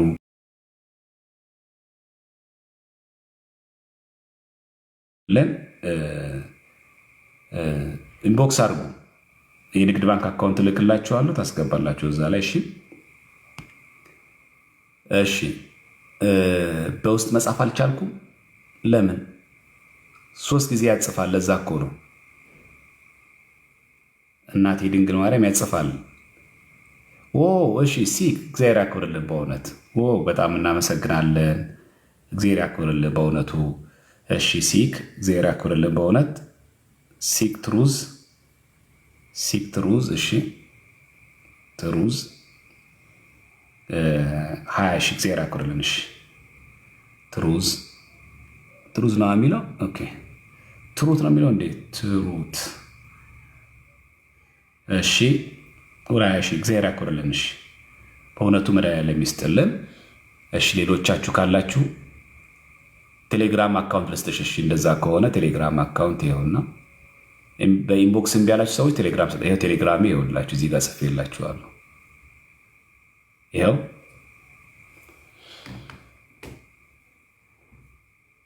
ይኸው ጽፌላችኋለሁ። እሺ እግዚአብሔር አክብርልን። ዋናው ዓላማችን በእነዚህ አጽዋማት ወቅት አብረውን ሲጾሙ የነበሩ ግን ይህን እርዳታ የሌላቸው አቅም የሌላቸው አጠገባችን ግን ያሉ በጎረቤቶቻችን ግን ያሉ ያው ጽፎላችኋል። አዘማሪ የሚለው በእንግሊዝኛ የተጻፈው እሱ ነው። የቴሌግራም አካውንቴ በእሱ ጻፉ፣ እመልስላ። የቻላችሁ ደግሞ በዚህ በቲክቶክ ኢንቦክስ ማድረግ ትችላላችሁ። አቅም ኖሯችሁ ዝም ያላችሁ ሰዎች ተገቢ አይደለም። 300ም ትሆን 200 ብርም ይሁን 1000ም ይሁን 2000ም ይሁን ከጎረቤታችን ያሉ አቅመ ደካማ የሆኑ ለልመና ግን ያልወጡ በምን በዓሉን አሳልፋለሁ የሚሉ ሰዎች አሉ። ለነዛ እገዛ ማድረግ ነው። እዚህ የሚችል ሰው ካለ የሚችለውን ያክል ያድርግ። የምትችሉ ሰዎች ካላችሁ ያቅማችሁን ያክል አድርጉ። እነዚህ ሰዎች ያለምንም ችግር እንዲረዱ ማገዝ ስላለብን ከውስጥ ጽፈውላችኋል። ጻፉ። እሺ የሸዋ አማራ ያጼዎች ልጅ እሺ እግዚአብሔር ያክብርልን። 2000 እግዚአብሔር ያክብርልን። እሺ እንዳትረሱ። እኔ ጽፍላችኋለሁ እንትኑን ወይ ደግሞ ለመሌ ጽፍለታለሁ ታስገባላችሁ እዛ ላይ ማለት ነው። እሺ እሺ ማን የሚለው 2000 የሸዋ እሺ የሸዋ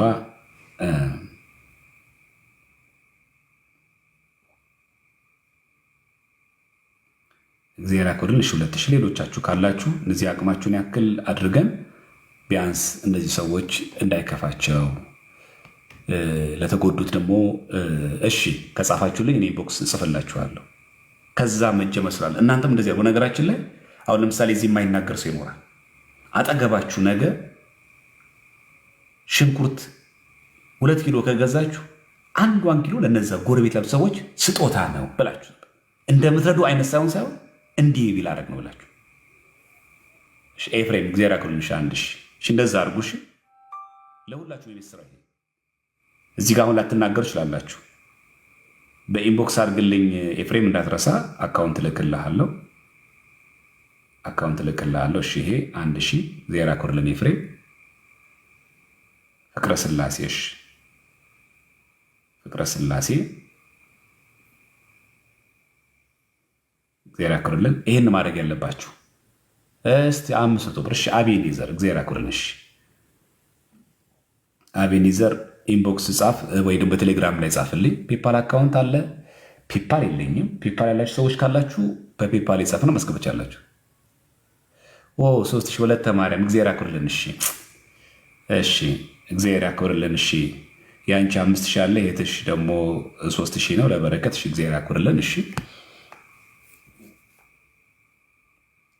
በሁለት ነው የምናደርገው። አቅም ያለው ሰው ለፋሲካ ለነገ ማይችል ሰው ደግሞ ለዳግማይ ትንሣኤ ማድረግ ይችላል። ስለዚህ የቻለውን ያክል ብሩ የገባውን ያክል ለፋሲካ እናደርገዋለን፣ ያልቻለው ለዳግማይ ትንሣኤ። እሺ ውዴ እግዚአብሔር ያክልሽ። ለዳግማይ ትንሣኤ 2000 ጎበዝ ትችላላችሁ። ለዳግማይ ትንሣኤ ትችላላችሁ። ለዚህኛው ወር ለዚህኛው አይደርስልኝም፣ በሚቀጥለው ለዳግማይ ትንሣኤ ግን አስገባለሁ ማለት ትችላላችሁ። ከዛ ገሚሶቹን ለዚህ ከረዳናቸው ለዳግማይ ትንሣኤ ደግሞ ገሚሶቹን ደግሞ እናደርጋለን። እሺ መምህር ለዳግማይ ትንሣኤ 25 ብር እግዚአብሔር በጣም ያመስገን። በእውነት ዘማሪ ዳንኤል እግዚአብሔር ያክብርልን። እሺ በጣም ነው የምናመሰግነው ዘማሪ ዳንኤል ዘቂርቆስ፣ በእውነት በጣም ነው የምናመሰግነው። እግዚአብሔር ያክብርልን። ቸሩ መድኃኒዓለም የሚያስብልን ዘማሪ ዳንኤል ነው፣ ዘቂርቆስ ነው። ኢንቦክስ አድርግልኝ ጽፍልሃለው አካውንቱን ማለት ነው። ስክሪንሹት ማድረግ እንዳትረሱ። ስታስገቡ ሁል ጊዜ ስክሪንሹት አድርጉ፣ ብሮች እንዳይቀላቀሉ ማለት ነው። በሚገባ እንዲደርስ ስክሪንሹት ማድረግን አትርሱ። ከዛ ይሄ ብር የዚህ ነው ብለን ለመለየት ያመቸናል። እሺ ውቤ እግዚአብሔር ያክብርልን። 2000 ለዳግማይ ትንሣኤ እግዚአብሔር ያክብርልን። እሺ ለዳግማይ ትንሣኤ ትችላላችሁ። እሺ እሺ እሺ 4400 እሺ ጥሩ። እሺ አስተካክለዋለሁ። እሺ ለሁሉም ጊዜ ያለው 4400 እሺ ይቻላል፣ ችግር የለው። 4400 ብር ለሁሉም ጊዜ ያለው። እሺ ኢንቦክስ አድርጉ እንዳትረሱ። እሺ የምትችሉትን ያክለውንም ችግር የለም። አሁን እንደምታደርጉት እናንተ እሺ ሌንሳ እግዚአብሔር ያክብርልን። ሌንስ እግዚአብሔር ያክብርልን፣ እግዚአብሔር ይስጥልን። በእውነት 5000 በጣም እግዚአብሔር ያክብርልን። የምትችሉ ሰዎች ለፋሲካ ካልቻላችሁ ለዳግማይ ትንሣኤ መብታችሁ ነው። እሺ ከልካይ የለባችሁ። ሁሉም ሰው የቻለውን ያክል ነው የሚያደርገው። ዋናው ዓላማችን እነዚህ ሰዎች መርዳትና ማገዝ ስለሆነ ምንችለው መጠን የማገዝና መስራት፣ እኛ ስንረካ እኛ ስንበላ እነሱ ደግሞ ሳይበሉ ሲያድሩ ጥሩ ሳልሆነ ማለት ነው። ኦኬ አብነት ነው። ይቅርታ፣ በጣም በጣም በጣም በጣም ይቅርታ። እሺ አብነት፣ እሺ ሊያዘ ይኸው አብነት። ስንት ነበር አብነት ያልከው? ይቅርታ አብነት ረሳሁት። አብነት ፔፓል ያላችሁ እሺ 500 እግዚአብሔር ያክብርልን። እሺ 500 እግዚአብሔር ያክብርልን። እሺ አብነት በእንግሊዝኛ አቤኔዘር ብዬ አንብቤው ነው ይቅርታ። አብነት እሺ አብነት ዘነበ እሺ እግዚአብሔር ያክብርልን። አብነት መድኃኒዓለም ይስጥልን ብለናል።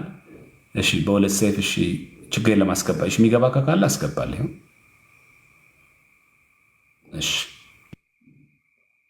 የሚገባ ካለ አስገባለሁ።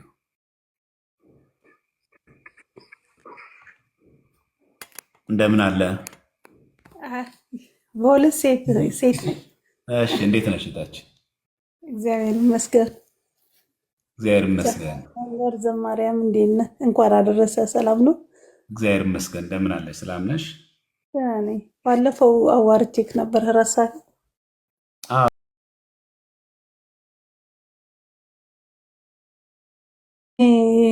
ያው ከጎረቤቶቻቸው ስላልክ እኔ ያው ተወልጄ ያደግኩት ድሬዳዋ ነው እና እዛ የእናቴ ጓደኞች አሉ። በአመት 42 ሰዎች አሉኝ። ግን ያው እነሱም አሉ። ለአንተ ደግሞ 10,000 ብር ጨምራለሁ። አካውንት ላክልኝ ባለፈው በወሳፑ አሁኑኑ